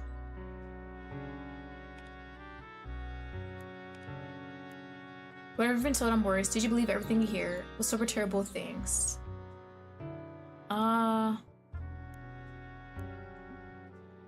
Do you believe everything you hear? I confirm what I need to, of course. So not only have you been going around fishing for information on me, but you have also been fact-checking said information. It would be rather careless of me if I didn't. But it appears my inquiries have offended you. But please do not take it personally. I always do a thorough background check before I hire someone. Cirque narrows her eyes at the witch. You want to hire me? For what exactly? Nocturne doesn't look like she requires any help killing your typical street vamp, so it's definitely not for that. The same thing everyone hires you for. I'm looking for someone. I want you to find them. Right. Unfortunately for you, I'm quite busy at the moment, so I won't be able to take your case. Goodbye. Nocturne's voice is firm, even as her perfect smile stays painted on. You're already looking for them. Who?